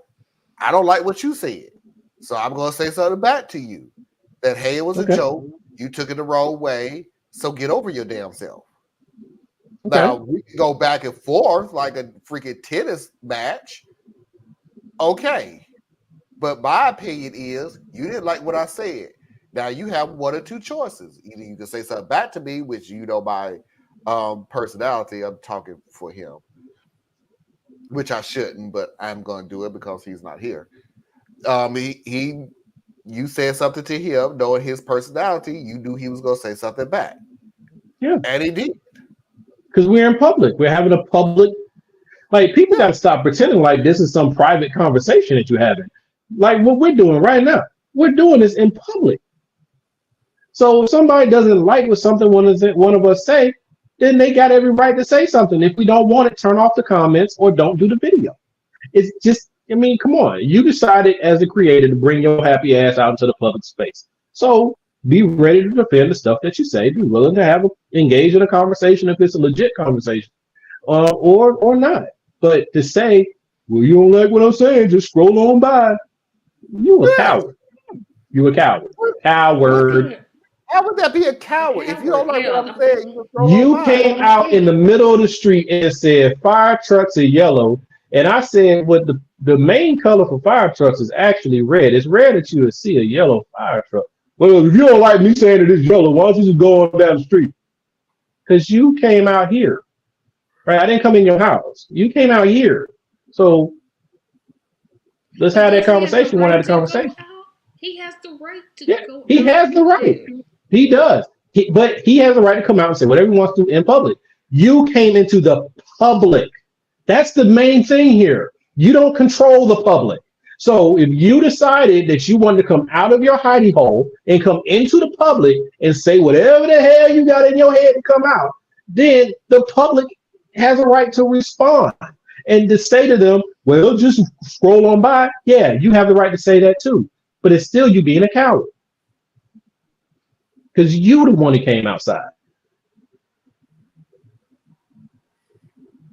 I think it's the coward thing that's getting me. I think it's coward that's throwing me because I don't understand him saying something back to the person. It makes him a coward. He said something back to him, or he could. I would think he would be more of a coward if he'd have read that comment and just scrolled on by. No, that's actually not being a coward. That's choosing what you want to engage in. You're in a public forum. You can decide if you want to engage or not engage. You chose to come into the public and say something. Like you said, the whole tennis ball thing. You came out here. No one asked you to bring your happy ass out here into the public and say this. You chose to do that. So you come out in the public. You said what you had to say, and then someone says something back to you about what you said. You can either ignore it, right? Take your own damn advice at this point. You can ignore it, or you can address it. But the fact remains, none of this would even be happening if you didn't bring yourself into the public. You are the catalyst. You started it. So you can't start it and then claim victimhood. That's a coward. You have the power to have none of this happen. What people want is the ability to just say whatever they want to say and no one challenge them on it. Yeah, that we always. And you can do that, but make your video private or don't record it or talk to the wall or talk to your poor dog who can't get away.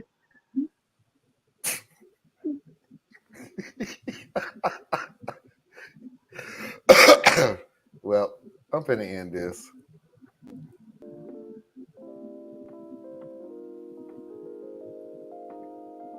I now remember that I should not speak as soon as I play the music because nobody can hear me. So I'm learning, and it only took 3 years.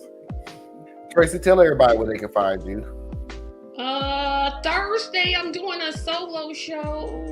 I'm gonna have a special surprise, and after that, I don't think anybody's gonna ever let me on their platform, but I'm gonna say what I gotta say. Tracy tells it all.